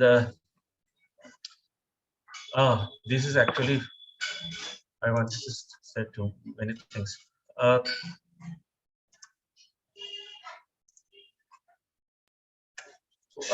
Pedagogically, I am a pedagogist. After post-pandemic, I have written a paper, Blended Learning 2.0. Now I think if I have that real virtual reality classroom facility, our online learning system, right now I am sitting with you all in the 2D platform. I have this virtual reality. I'll be really sitting along with you. If all of us have a virtual reality tools or program, we will feel the same as we sit in the classroom. So this is the power of virtual reality tools. At the same time, how it is going to affect, how much it is going to impact in our learning, that has been found already in the research. But in Indian context, almost no experience is there. So researches are not there in Indian context, but very soon after the implementation of NEP 2020, we hope so. But I think as a, this generation, these technologies are coming up, these are challenges, and these are very, very, very, I mean, it is going to take time in India, because in HoloLens, certain mirrors are used, and all the mirrors are microscopic. You have to see that mirror through microscope, and that mirrors provide reflection of light of the three color, and that mimic the function of the brain neurons. After retina, there are rods and the cones to perceive the light coming into the retina. So still, it is very costly. Microsoft is right now using for NASA experiment only. For general public, it is a long way dream, but yes, it is coming up. And the Professor Vadesar said that for many of us, I mean, we may not see that generation, but the young children, they are obviously going to have this thing. But as an educationist, even though whatever the evolution comes, the time has come, we need to think how we are making balance with the nature. Otherwise, we will fall into the trap of the world of cyborg. So with this, thank you very much for giving me this small, this amazing opportunity to share a little thought on this. Thank you very much. Any questions?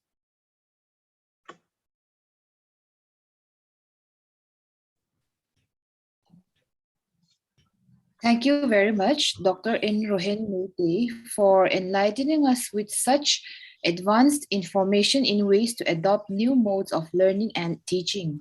We have one question here for you, and the question is, Will artificial intelligence and robots take over most of our job in the coming future? I have a humor on that. If jobs are not there, how jobs will be taken by robots? Anyway, thank you for asking me that question. After 2024, whenever we say jobs in India, whenever we say job, it is especially considered only government job as an employee. Otherwise, whatever say like, and even the Ambani will write unemployed in the government form document. So job actually basically job is considered. Try to understand.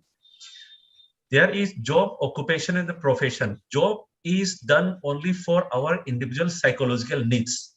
Someone has to engage as an individual. That is called job. Occupation is to, fulfill the need of livelihood. Profession is you are contributing to the society with one of your specialized skill. So job, no one can take over. You are going to do something anyhow. Until then, you are conscious being. This is a technical meaning of the job. Job is to anything what we do for psychological needs. So All no right. one can take over. Dr. Ren, I have a question. Yeah.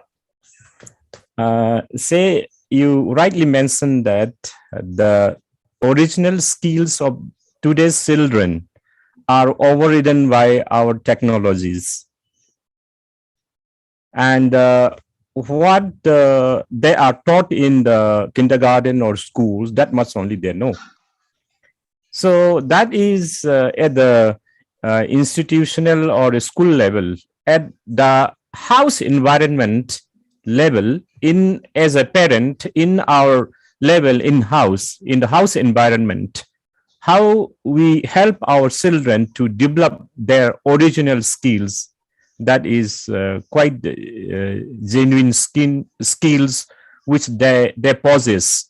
So what do you suggest as a parent? What shall we do to develop that skills at home? Okay. In this area, instead of me, Madam Barbara Rogov is one of the modern philosopher who is trying to contribute in this area. So like in India, KV Jinan, they are working on this area. Nature and the culture are the are the real curriculum. Other are just assistants. And regarding parenting in Indian context, only one lady in the world has come up with regarding parenting. That is 4 type of parenting. And out of 4 type of parenting, we are still, there is no new theory for parenting. Until now, only one lady come up with the 4 type of parenting. Out of that, there is no other theory came up until today by the research. But particularly with this, in relation with the technological evolution, it will be always there as part of the evolution. And if we combine with that parenting theory, that democratic parenting is the right now the demand. Otherwise, most of the parents are autocratic parenting or fully freedom parenting. But democratic parenting, no, most of the parents do not know what is democratic parenting. It is a sustainable model itself. Sustainable parenting model is the democratic parenting models, but awareness is not there. It is a very, very serious and a worldwide top famous modality for type of parenting. So nature as a curriculum, it will continue. I mean, different forces will work always. So when coming all this together, there is a opportunity for considering sustainability. Whatever the technological evolution, they are always going to mimic us only. Until then, we destroy the nature. Number one, if we say, remember Sri Aurobindo. Sri Aurobindo is the only person who came up with a different definition of the development. Our understanding of development is that exploit the nature, and we ourselves making far away from the nature.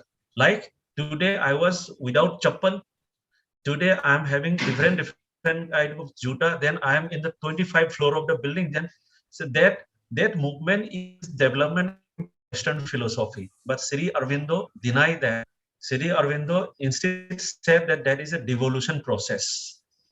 There is not the evolution, there is a devolution process. So if we understand Sri Aurobindo and his document, we can think of better opportunity for sustainable model at this, because the meaning we understand development is really a wrong actually perception.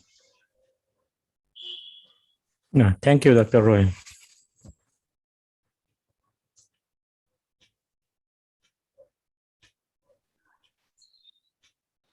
Dr. Rohan, if I may ask you a question.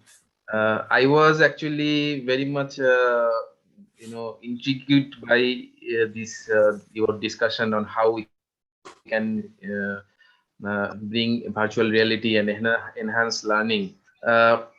My question is that if that we bring so much of technology, the way we provide education, if we bring that much of technology, and considering everything is through augmented reality or virtual reality, the nature of education will become, at one extreme, may become so much standardized and so much technical. Will it will there be a time when there will be no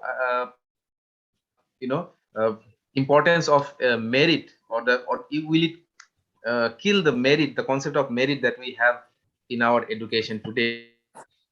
Because everything will be standardized. And pardon me if I am into too much of science fiction, but I can imagine a day when people might get a capsule implanted in their brain to start, to learn new skills. That kind of time, if it comes, so where it will leave the scope for merit? That is my question.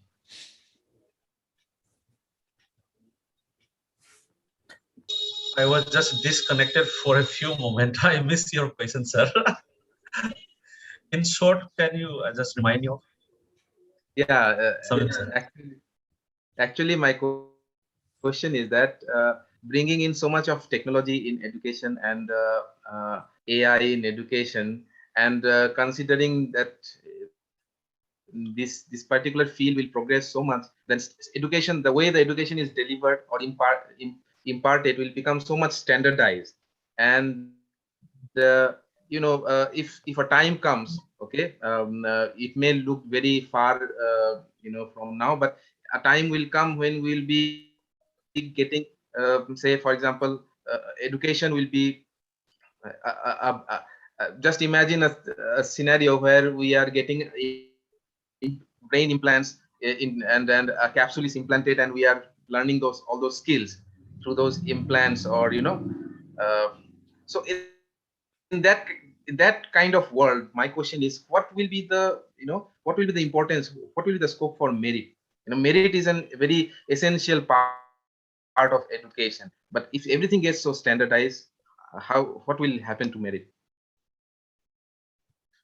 Okay, it's wonderful. In very brief, it is said that most of the philosophers, humans are born with curious. Actually, technology is just a byproduct of our curiosity.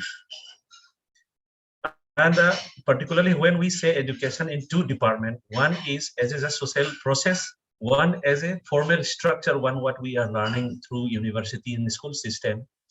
The school system and the university system look an opportunity for the other byproduct, like technology is a byproduct of industrial development. For example, industrial development, they have their own curiosity, and this technology are byproduct to achieve their curiosity, to fulfill their curiousness. At the same time, formal education, for example, artificial intelligence originally started for the medical research. Like statistics was originally started for the chemistry research. And the line of subject, social science, for example, look an opportunity, but look, this is very good that looking that in the opportunity, we have the opportunity to give feedback to those people who are coming up with such technology. That's why philosophers said that technology is always must use consciously. It is a double-edged sword. If it is not used consciously, obviously is going to harm. This must. Thank you. Thank you.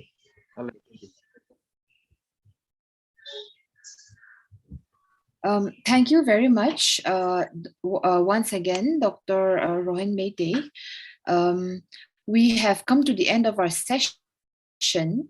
Now, may I invite Sir Shamim Akhtar, Assistant Professor and Head, Department of Management, ICFA University, Mizoram, to give a concluding note.